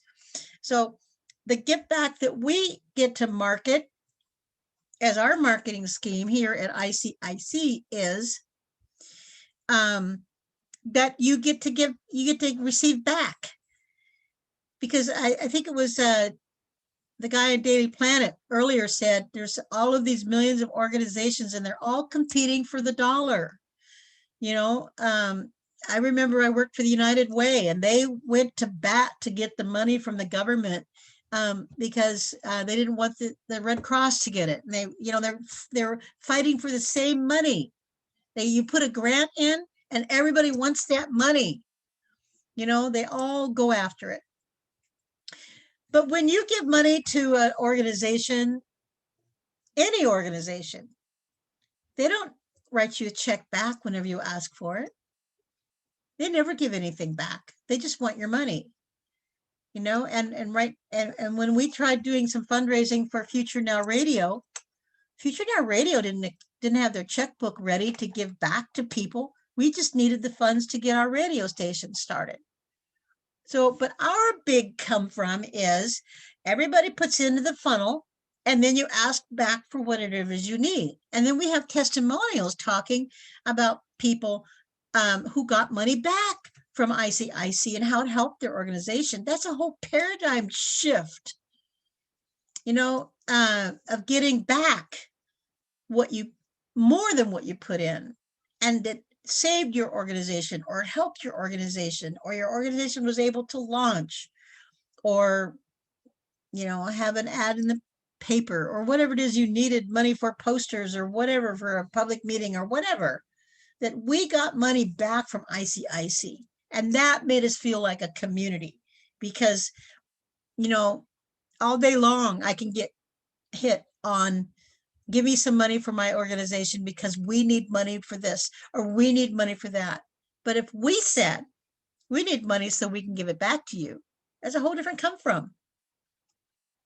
Anyway, that's all I have for now, but I want to welcome our new guest here. Did we have them still? She popped in and then popped right Popped out.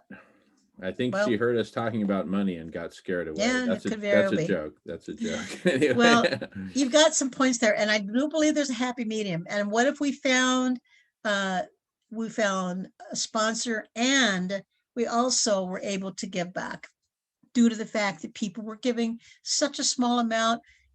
Just put it on auto pay. You don't have to think about it anymore.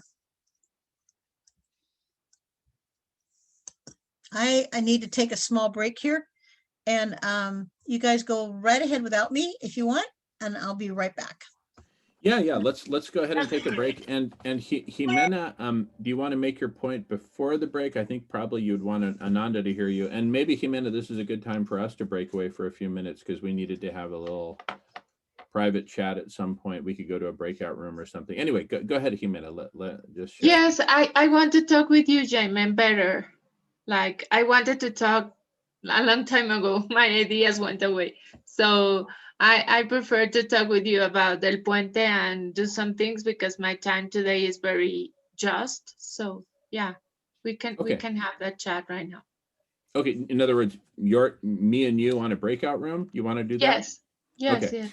All right. Let me go ahead and reclaim host, and then we'll go to a breakout room for a few minutes. Why don't we go ahead and just take a break until the top of the hour in terms of our meeting, or do we need a little more time? Maybe Jimena, how much time do you and I need?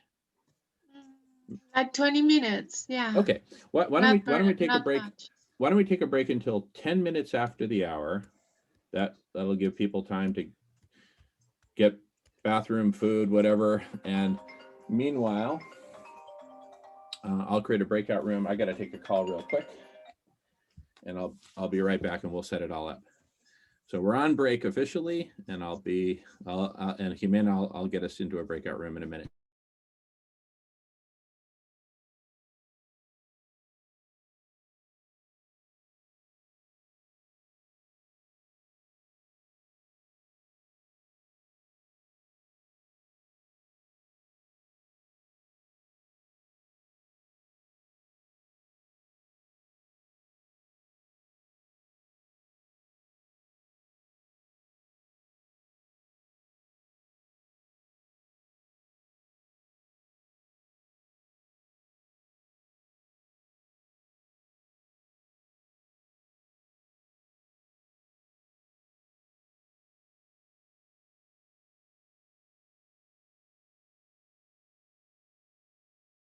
Okay, I'm back. I'm going to go ahead and pause recording. One. All right, welcome back, everyone. And Michael, welcome, Michael Gallo. Great to see you. Welcome. We're having a really cool conversation, and you've actually joined at a great moment. We're recording now, just FYI. I know you're generally cool with that, so I'm not going to fret about it. We were talking about Humanity Rising, which meets every day, I think Monday through Friday now. And they have all kinds of great guests and guest speakers on there. Michael Gallo, you would be great on Humanity Rising. We would be great guests on Humanity Rising, frankly. And then that sort of became one of the staples, I would say, of these transformational conversations. I would kind of put them in a category of, something like, a 60 minutes, if you will, sort of, but it's a daily 60 minutes instead of a weekly 60 minutes on basically transformational stuff that's happening all over the world. And then Stan had the big insight of saying, hey, why don't we, like those of us who are in the audience, why don't we get together after the Humanity Rising program and talk with each other, building on what we just saw, which is a brilliant innovation. Hats off to Stan for doing that. And so when I first met Stan and learned about what he was doing with other networks, the name kind of says it all, other networks, like other than the big corporate ones or whatever, Facebook, etc. I just fell in love, and I literally got down on my knees and I proposed to Stan on the spot. Don't tell my partner Melissa this, love of my life, because she might take it the wrong way. But I proposed not a marriage, that kind of marriage, but I said, we got to get together. We got to work together, because we both have kind of like almost 24/7 communities. His chat room, goes, many hours per day. And Kate had a similar inspiration about connecting us with Good of the Whole, which meets for, 12 hours a day or maybe longer. And so we've got all these multiple communities that are going, almost 24/7. And so there's a certain impetus to kind of like bring us all together. And so, how do we do that? And so we've actually played a little bit of footsie and talked about, outright mergers, right? Partly coming from the standpoint that, hey, we're here on the West Coast, and we're really good with kind of the, going late into the night. Some of the ones on the East Coast who get an earlier start, because when it's 8 a.m. there, it's 5 a.m. here. And, like maybe we kind of merge the two. That was Kate's idea, actually, about Good of the Whole, which is, in the Eastern time blocks. And so we've played some footsie with the idea of outright merging with different networks. But my current thinking, and this is really the bridge between this conversation about all these different great networks that are out there and where we're going with ICIC, is the following key insight. And it simply goes like this. Different intentional communities, and Ananda is an expert in intentional communities, the most powerful expert I've ever known in intentional communities. In different intentional communities are different from each other, and for very good reason. Some are way more into sharing everything. Others are way more into, a bit of separation, but we come together for meals and maybe work and maybe this and that. They have different philosophies, different backgrounds, different approaches to life. And so rather than put all the intentional communities together into one giant, I don't know, auditorium or something and say, hey, have at it, we are actually our bigger part of our big inspiration.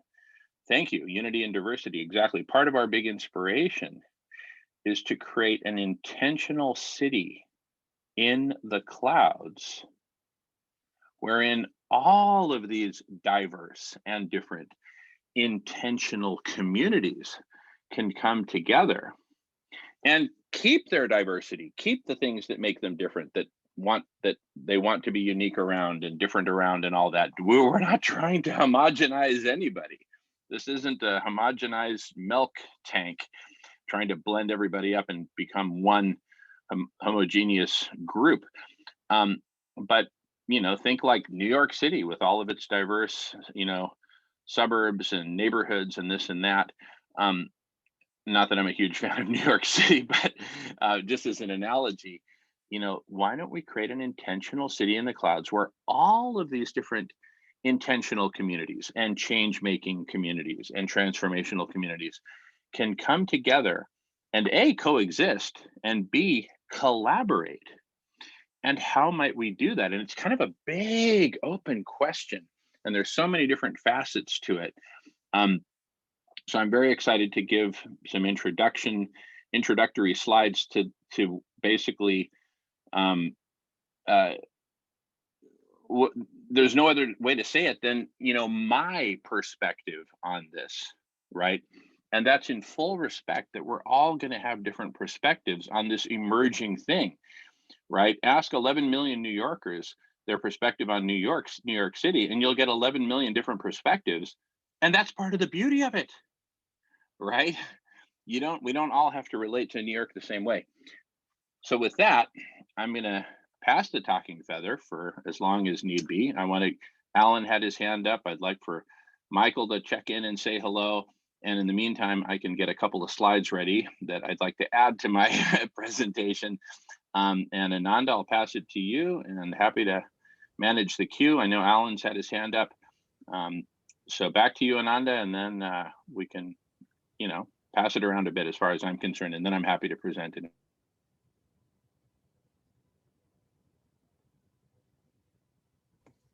Yeah, thank you, Jamin. And you said a couple things that were my thoughts on your slideshow. And I was thinking about the unity and diversity process. We have so many groups here that are forming now because they're being called. There's so many people on the planet that are being called. And they're manifesting a unity without even knowing it. So what I mean by being called is they're waking up, they're finding their avenue, whether it's, good of the whole, other networks, Humanity Rising, ICIC, whatever it is, people are finding their home, just like Kala did. She found her way here. And so what you said, Jamin, is we're not trying to homogenize everybody. We're not trying to bring everybody together in sameness. We're bringing people together in diversity so that they can speak, not just be spoken at, but people need to use their voice right now. And so that's the golden nugget that I think this group has, is that we're inviting people to see each other face to face and be spoken with, not at. And you used the term marriage a little bit ago, which brought some thoughts up about, our ambition is to unite all of the change makers in one umbrella place. And that doesn't mean that they give up their own passion, their own direction, the thing they've been called into. It's just like when you're married, you're married to your partner and you give all your attention to your partner, but then you have a child. And you don't stop being married. You don't stop putting the attention into your relationship. You just put time that you have into the entity, into the third part. And so what we're doing here in creating the ICIC is we thought of 3 different conversations that we'll have. One of them is the architecture meeting, which is what we're out here right now. We're still building the process, and we're hearing from Jamin, and he's going to explain this to him. But here's the thing: when Jamin explains ICIC, he's using the example of his come from. So I used the example last week of the and the and. The is the one organization that funnels everything through one organization. It proves to us as a human race that we can unify our efforts. We become that super powerhouse because we united. Like I've been in marches where we hooked arms together and we walked through a street and nothing got popped by us. So we're talking about hooking arms right now. And so there's 3 sections we talked about where people can come and be a part of this. One of them is the architecture meeting, which is now. The next meeting is a welcoming meeting or a listening meeting. This is where people get to be heard. And what I'm thinking of is this is the listening meeting, which happens on Thursdays. The architecture happens Tuesdays. The listening happens Thursdays. And then the open discussion happens on Friday. The listening portion is where people can bring their organization with them, and they can give their perspective of the solutions they have and the description they have of their organization, what they're doing, what their passion is about, what they've been called to. And they just get to be heard. Because Jamin did a really good example of how he sees ICIC coming together, but it's reflected from his own personal calling, and it's the only way he can give the examples where he comes from in order to explain that. Now, if I gave that same exact presentation, it would be about how we are, how can we unite together and bring about the diversity, and it would be from the perspective of Future Now Radio, which is the thing that I'm passionate about.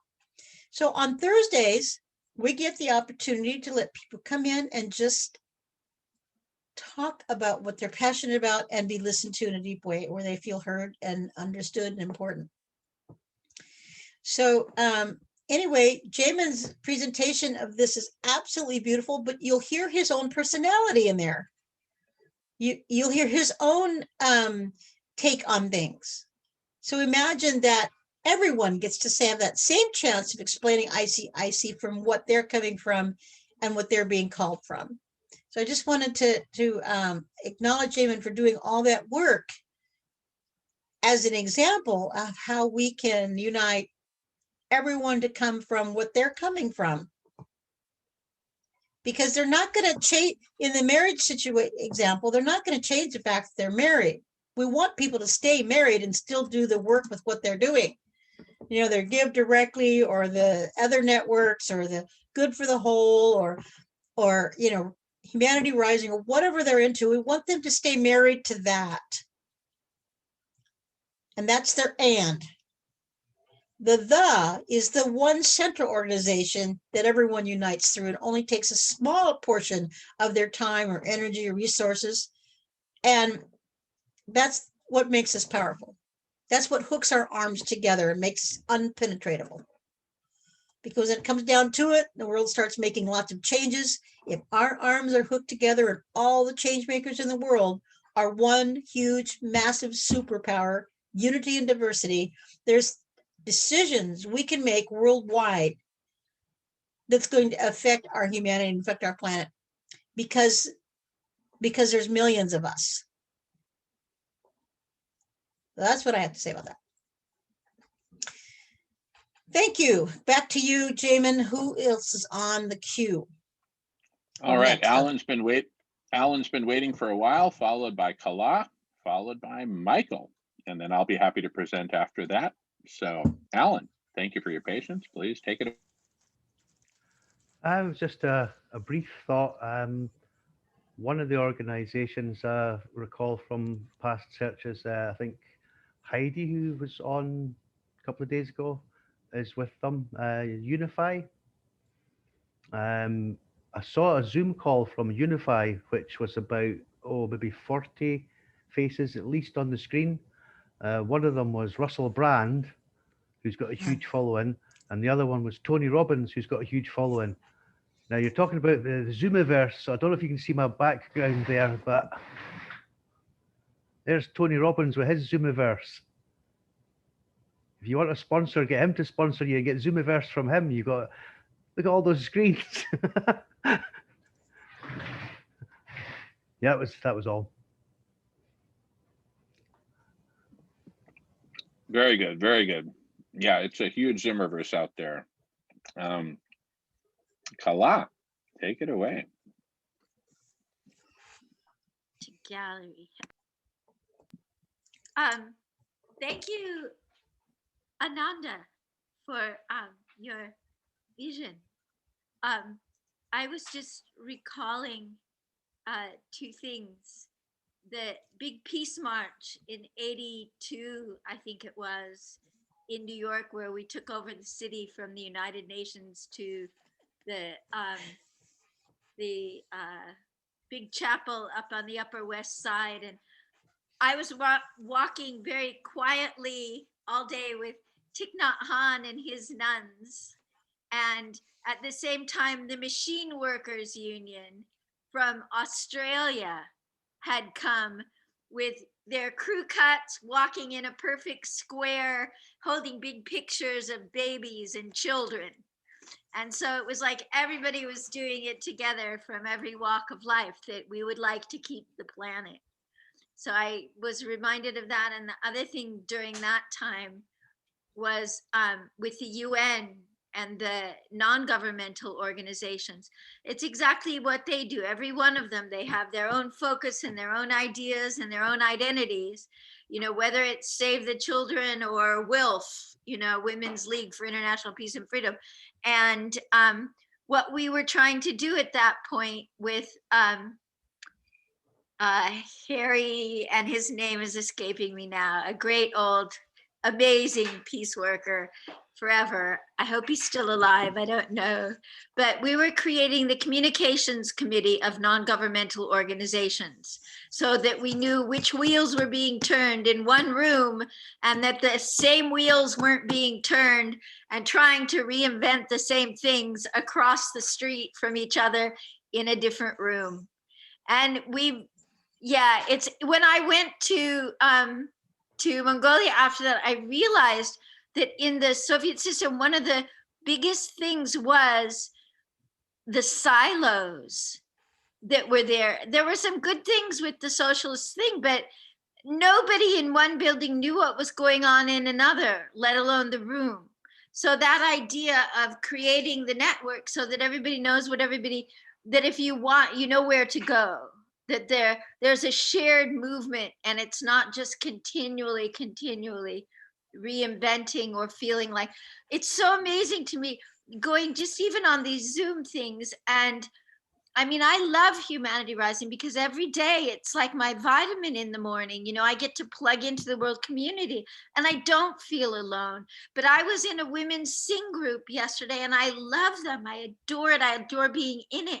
And lots of these younger and older and middle people, they feel alone because they're not plugged in to feel that nourishment of the global community, that people can have Zoom and still be feeling this incredible isolation, which so much of our society does, because they just don't know where they can go for nourishment, that there's so much going on.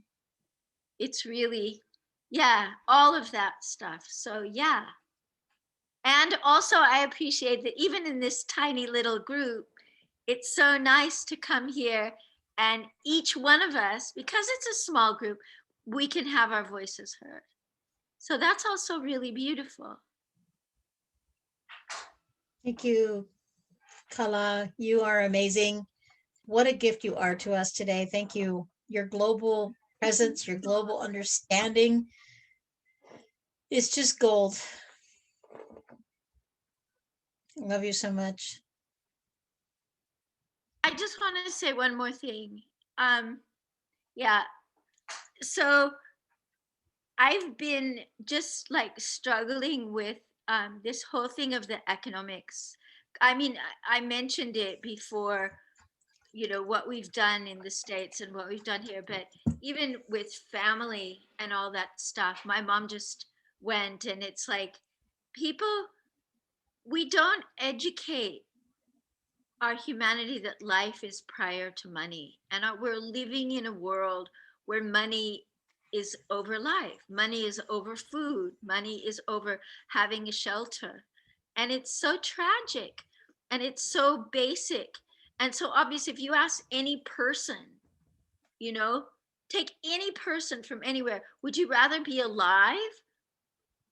Actually, it isn't real, because we have people who are burning the last iceberg that they're standing on because they got promised $1 million. So they're going to drown and get the $1 million, which is really, really weird. So we have a sickness that God and the golden calf didn't, we've mastered hypocrisy. So in the name of all of it. So yeah, and it's such a basic meme. It's so, I mean, it's like, you know, it's like what kids learn in the second grade in Sunday school, you know, but we flipped it. We flipped it. So yeah. So I really appreciate hearing you guys both today at this frontier, because it's been a personal, I've had to, I mean, just recently hit against it again. So I'm just appreciating where you're both coming from. Hit against what exactly? What was happening before? Just the whole, I mean, coming back to the States, I was a Buddhist nun, you know, running around all over Asia and robes and all of that, and for years, and then was studying other stuff. And coming back to America, it's really difficult like that. It's really difficult because we made a pact with the golden calf that it be we put it on the throne. And even in families, it takes priority, and it separates families, and it governs so much more than it should. And it's a fabrication. It's a myth. Yeah, I don't need to say anymore. The world is reeling from it. And we just got off of, you know, we just got it off the throne. So hopefully our nation will shift gears. It is shifting.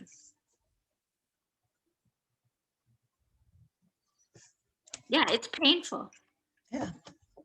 It's painful to find out that people, that we sell our youth, we sell our Black and brown boys from the time they're in the 3rd grade to the prison industrial complex, all of it. You know, it's like, I mean, I did my Master of Divinity up at Berkeley, and I don't want to get up on a pedestal, but it's like knowing what we're doing in America and how deeply entrenched we are in selling life to the golden calf. It's excruciating.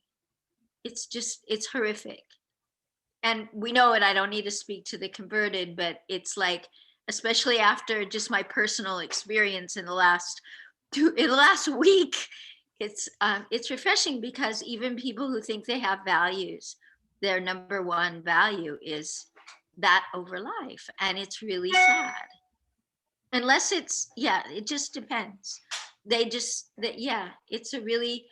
a strange pandemic of hypocrisy that is as deep as the pandemic of racism.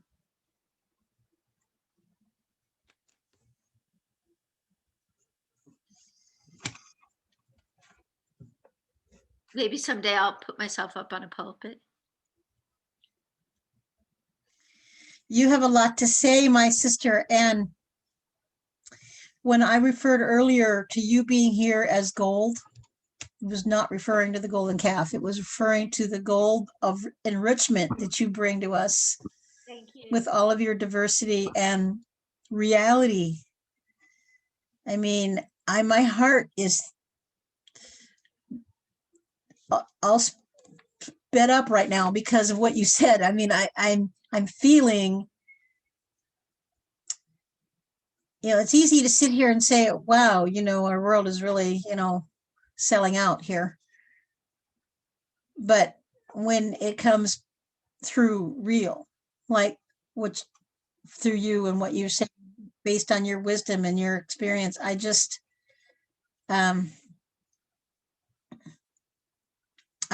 shatter with the wake-up call that this is so true.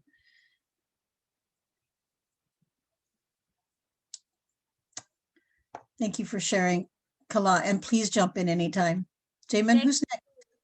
Thank you. It's so beautiful to see that the pandemic, and I mean, there's a bit, of course, there's all the irony that there is in it, as you know, with the economy and everything. But so many people all of a sudden came out of the woodwork, you know, that were in their own little silos, in their own spaces, to offer things for free, mindfulness for free, all of these, to realize that they were being called right now to step forward, to step up. It was like the Zoomiverse doesn't have a limited amount of windows. You know, it's like if you want to do something, even your 40 minutes, go start your own. You know, talk to kids, do anything you want. There's this, and if you want to start your own, you know, whatever. So it's like this pandemic has facilitated this incredible opening of the sky, and it's fascinating. It's really fascinating. Don't you think that the next step is that we unify ourselves? And that we respect all voices. That's right. And this, our generation, you know, it's like we've been banging our heads up and down the streets for since Vietnam War. You know, I guess that's a lot of where we started. And what have we, the question of what is what have we garnered? Somebody was on the chat group today. I can't remember his name. One man who's teaching up at the Graduate Theological Union, but another man who'd written all these books. Maybe it was yesterday. And he was saying that he was at the great gathering that was in Santa Fe. When was it? In the 80s or something? 1989, some great, where there were thousands of people that came together, realizing that we were at the frontier of the transformation of the world. And we keep coming to this, you know, this wave on the transformational spiral. And it's like, how do we really engage it so we don't fall back into the whatever it is, the vanity? It's like, what do we, because generation after generation, and somebody was saying today, you know, about being, you know, we're at this stage and the young people, and it comes to my mind again. Yeah. And we are the young people from in another 50, 60 years. You know, we're going to, if we decide, however we decide to do it, we may come back on this plane, we may not, but as likely as not, as many of us as do who don't, we're the young people again with the same flag. We definitely need a funnel where we can all come together and funnel through and be available to everyone, acknowledge every single change maker's needs, support them, encourage them, make it a safe place, and have an organized plan about how we can unify and come to some solutions. And Jamin's got that in his slideshow that we'll be getting to. He'll show you how we're going to do it. And that's just his presentation is just a reflection of all of the talks we've had in the last week about how we're going to do it. He put it all together beautifully. Jamin, who's next on the queue? Yeah, we've got Michael Gallo next in the queue, and I also want to welcome my Uncle Frank, who's joining us. Hi, Uncle Frank. Santa Fe, New Mexico. Hey, Uncle Frank. In fact, we've got a lot of Bay Area connection here between Michael Gallo and myself. Uncle Frank was at Berkeley doing research. He's a PhD physicist in particle physics, and he worked with Professor Alvarez group. Professor Alvarez won the Nobel Prize thanks to the work of Uncle Frank and many others in the group on discovering all those particles that you see that have California and Berkeley and Lorentz references on the periodic table. And Kala here, who's with us here, she got her master's in divinity at Berkeley. Michael Gallo got his master's at the California Institute of Integral Studies in San Francisco. I'm from the Bay Area myself, so a lot of Bay Area connection here. So anyway, welcome Uncle Frank, and you've jumped into a really awesome conversation. Michael Gallo is next in the queue, and then I think I'm after that for presenting some slides. So take it away, Michael. Cool. Thank you. Thanks. And good to be back. Yeah, a couple points of things I would like to share. And I'll start particularly with bouncing off of what you just shared, Kala. I really appreciate what you were saying about economics and money. And one thing stood out, what you called the pandemic of hypocrisy around money in economics. And I like that. And that I haven't used the same term, but I've also, I'm aware, I think I get what you're saying in that, it's such a hot topic. Everyone's bothered by it. Everyone wants it. Everyone hates it. We push it, we pull it, money, right? Is that what you're talking about? The pandemic of hypocrisy? That we're confused about it. This is the thing, I'm really interested in it. Like when it's such a hot topic, I'm going full head into it, going, what is really going on with money? And I know I'm not the only one. But it's like, because this pandemic of hypocrisy, I think it has even more than one dimension to it, because we're all frustrated by it. This blanket term called money in economics, but how many of us really understand it? Like we tend to we know it's a problem, or we know it's part of a problem, and yet we tend to think the solution is either grabbing all you can, or just completely get rid of it. And I see a third dimension to this, actually, that I don't think money is the problem. I don't. And I've thought about this a lot over many, many years. And I think it's a really important conversation to have, because when we come into conversations like this, and my time with Jamin over many years in Zoom conferences like this, the topic of money comes up again and again and again. And what I predominantly see is usually one of those two extremes. People either just like they really want it, and they're drugged on it, basically, because it does have power. Money does have power and influence in the world. All of us here are using money. Even if you're giving something away for free, you're still using money. Even if you only think you have to use money, still you kind of want money to get that new extra TV or that new extra thing. It is this tool, this utility. So it is very hypocritical, whatever the word is, hypocritous, to be even relating. What's that? I said hypnotic and hypocritous. Hypnotic. It's definitely hypnotic. So, but I think that the hypocrisy goes so deep, and that we tend to want to just say, well, what I hear a lot of is well, let's just get rid of that money thing, and that'll solve the thing. I do not believe that. This is my perspective, and this is my perspective from a lot of years of research, not just in money, but also my studies at CIIS, my graduate studies in philosophy, cosmology, and consciousness, in the ancient history of humanity, and looking at the roots of what really brought us to this situation we're in today. I think it goes much deeper than just money. Money's been around for several thousand of years. Our problems existed before money. We are taught and indoctrinated to think that money is the root of all evil. I don't believe that's true, actually. I think we're intentionally taught that to create this hypocrisy field where we, the common people, we're something like the slaves of a system that's manipulated and corrupt, that money is a big part of. But we're taught to believe that money itself is the problem.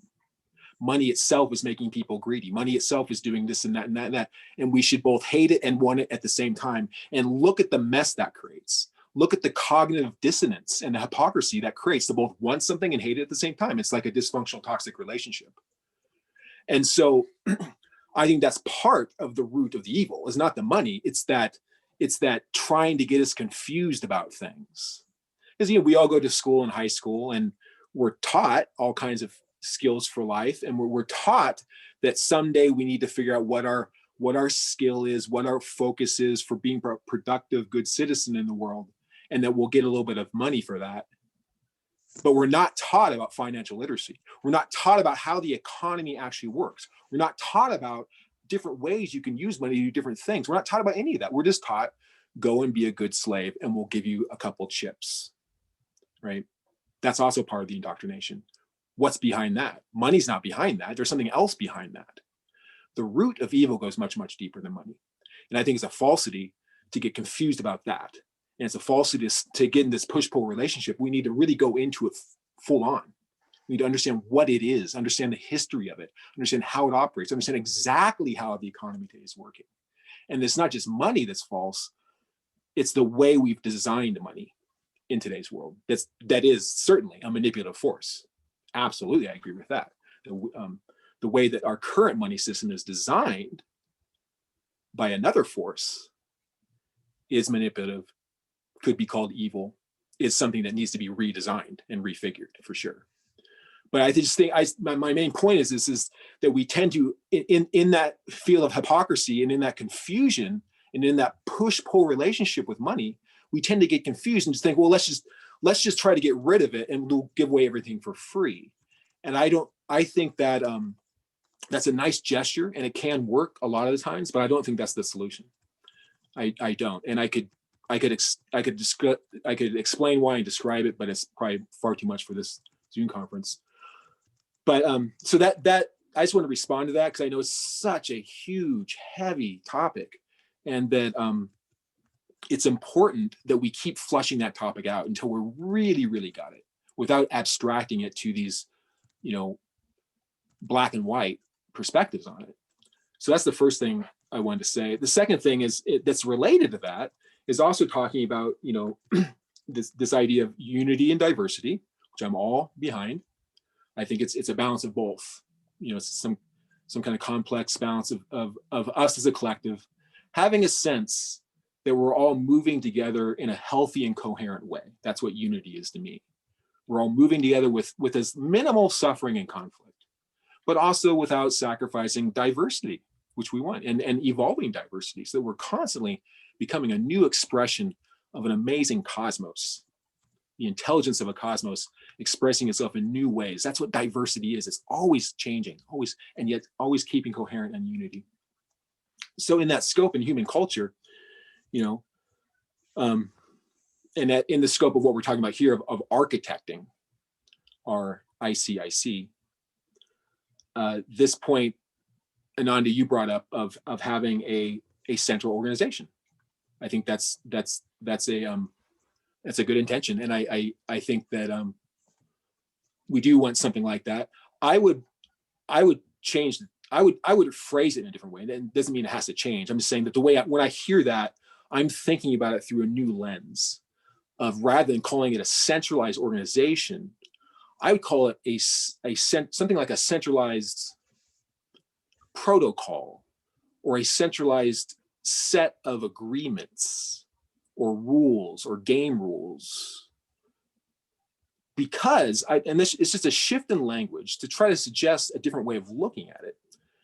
Because what I see happening, and I was talking a bit about this on our last call around blockchain and some of the technologies that are introducing this, what's literally called a decentralized paradigm, right?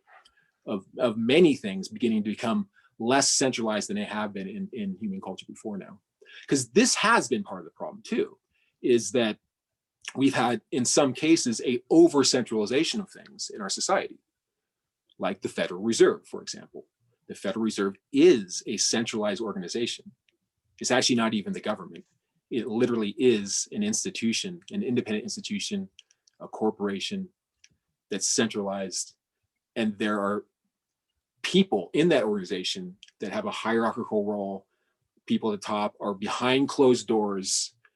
They make the rules, they have the discussions, they make the decisions about how the economy in the United States and the world is designed.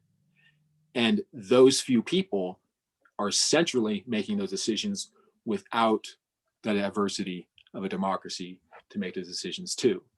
And that's where the manipulation can come in those kinds of situations. So even though in this group, our intentions are much different, I think for more than one reason, it's still good to start thinking about designing forward into the future new social structures, new architectures for social structures that begin to think in this decentralizing way. Both because then we get away from some of the pitfalls of centralization, and we're also then demonstrating to others, like as other people come into this group and we're saying, you know, we're now architecting in ways that hasn't existed in human culture before. We're now using decentralizing principles, right? As that then begins to get people to think in different ways. I wanted to bring up this quote again. I mentioned it last time, this Buckmeister-Fuller quote, which I just love. I think it really has a lot of truth in it. Buckmeister-Fuller says, if you want to teach people a new way of thinking, don't bother trying to teach them. Instead, give them a tool, the use of which will lead to new ways of thinking. Right now, right now, I'm telling you about it, and so it's not as effective. If I had a tool right now to show you, and I could, you know, it would be a larger demonstration. I could show you that there's actually new tools being built. They're out there right now. There's huge communities right now converging around these types of new ways of collaborating with each other, using things like money. They don't even call it money. It's just units of value exchange. That's what we need. We need units of exchanging value. We need ways of tracking how we're all collaborating. I think that's still necessary for a healthy society. Maybe we just don't call it money.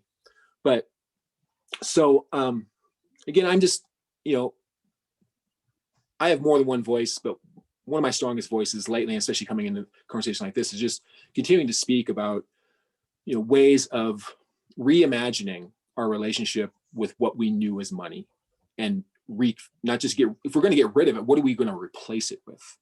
You know, what's the new thing that has us congeal together, that makes our collaborations and our transactions with each other, you know, an efficiency and not a burden, and doesn't slow us down, but, you know, helps us move along and unify in a flowing way. So those are just some of my thoughts. Again, consider going forward as we architect this new deal. The New Deal. Wow. Yeah. Thank you, Michael. I'm always happy to hear from you. You kind of bring my intellectual energy together and make sense out of things. You were talking about the Bay Area, and I was privileged to be in the Bay Area the very week that the Occupy movement broke out.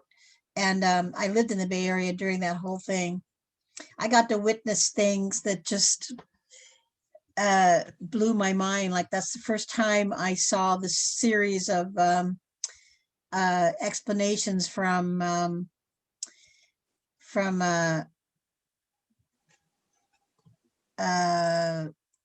little cartoons that explained our money situation and how it really works. And I think it's called The Simple Stuff, or the something stuff. It was just a cartoon explanation of how our money is really made and managed and controlled, and the stuff of life, it's called. And at the Occupy movement, we learned massively how we've been lied to and enslaved, and, you know, what really is this thing called the Federal Reserve, and how it's really not part of our government, and it has no jurisdiction. You can't sue them or fire them. They just keep printing money. And I became very, very aware of the design of our money and our money systems. I was very, very glad to be a part of the Occupy movement. And at one time, everyone in the Occupy San Francisco Bay Area decided to stop ships from coming in and delivering, material stuff. And we all marched down to the bay. And at the same time, all the Occupy movements all up and down the coast, from San Diego all the way to Alaska, and then over to Japan, and even cities in the Gulf, were all in unison about stopping the ships from coming in and delivering things and making a statement about stopping the capitalism. And the interesting thing about that whole thing is that we went down there to block one shift of these ships coming in. And we were on radio and on cell phones to the other Occupy groups.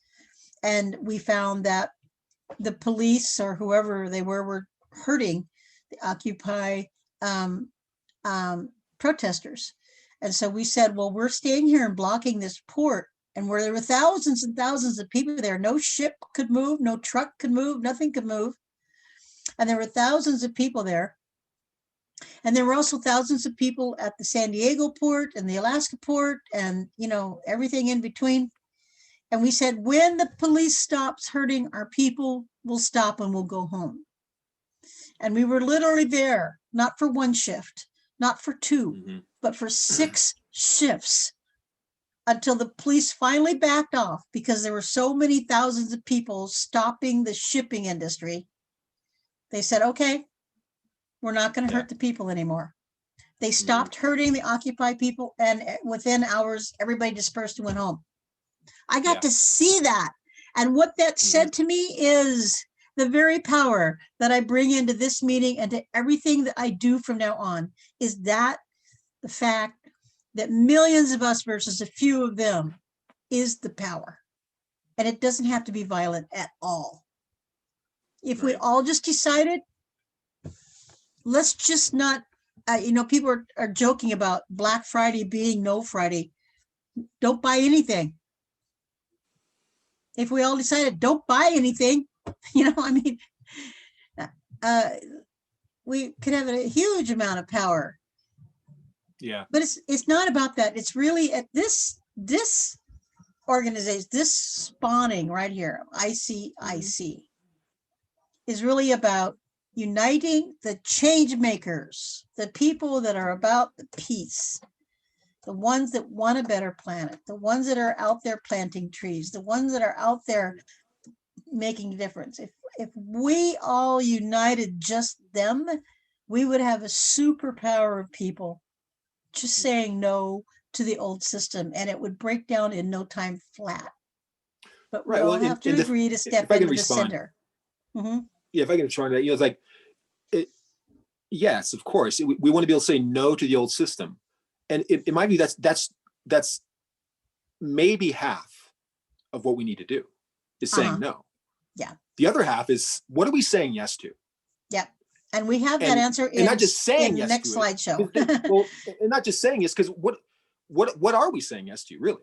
And then actually not just saying it, but delivering it. Because this is some of the hypocrisy I'm still seeing too, is that we hear a lot of voices saying no. And let me explain too. I was an activist in my earlier life, my 20s and 30s. I was down there in San Francisco with my group of friends with the signs and out there, and I was during my graduate studies at CIIS, I volunteered my time for 3 years. I put hundreds and hundreds of hours with another group of people around what was called the I forget the name. It shifted names a couple of times, but it was the first public active voice around the mass extinction of species. This is 2003. At that time, hardly anyone even knew about this, that we're actually in the middle of a mass extinction of species. Now it's pretty much common knowledge. But I was there with my professor, David Ulansey, at that time as an activist. But we were taking direct action. We created a movie basically and a website to bring public awareness to what was happening. as a form of activism, you know? So I agree that we do need to exercise our voice and say what's not okay. But also here's the thing, like, you know, even though we've all done that here, and on that day that those people went down and stopped the shipping, is the shipping happening today? Yes, it is. Yeah. So it's like, it's good to exercise our voice and say no, but I don't believe that's ever a final, it's rarely a final solution. You're We right. need to be building what we want. And we don't That's want to, right. we don't want to say no government. And now we're expecting that government, like it's our daddy, to create what we need when we don't even know what we need. That's ridiculous.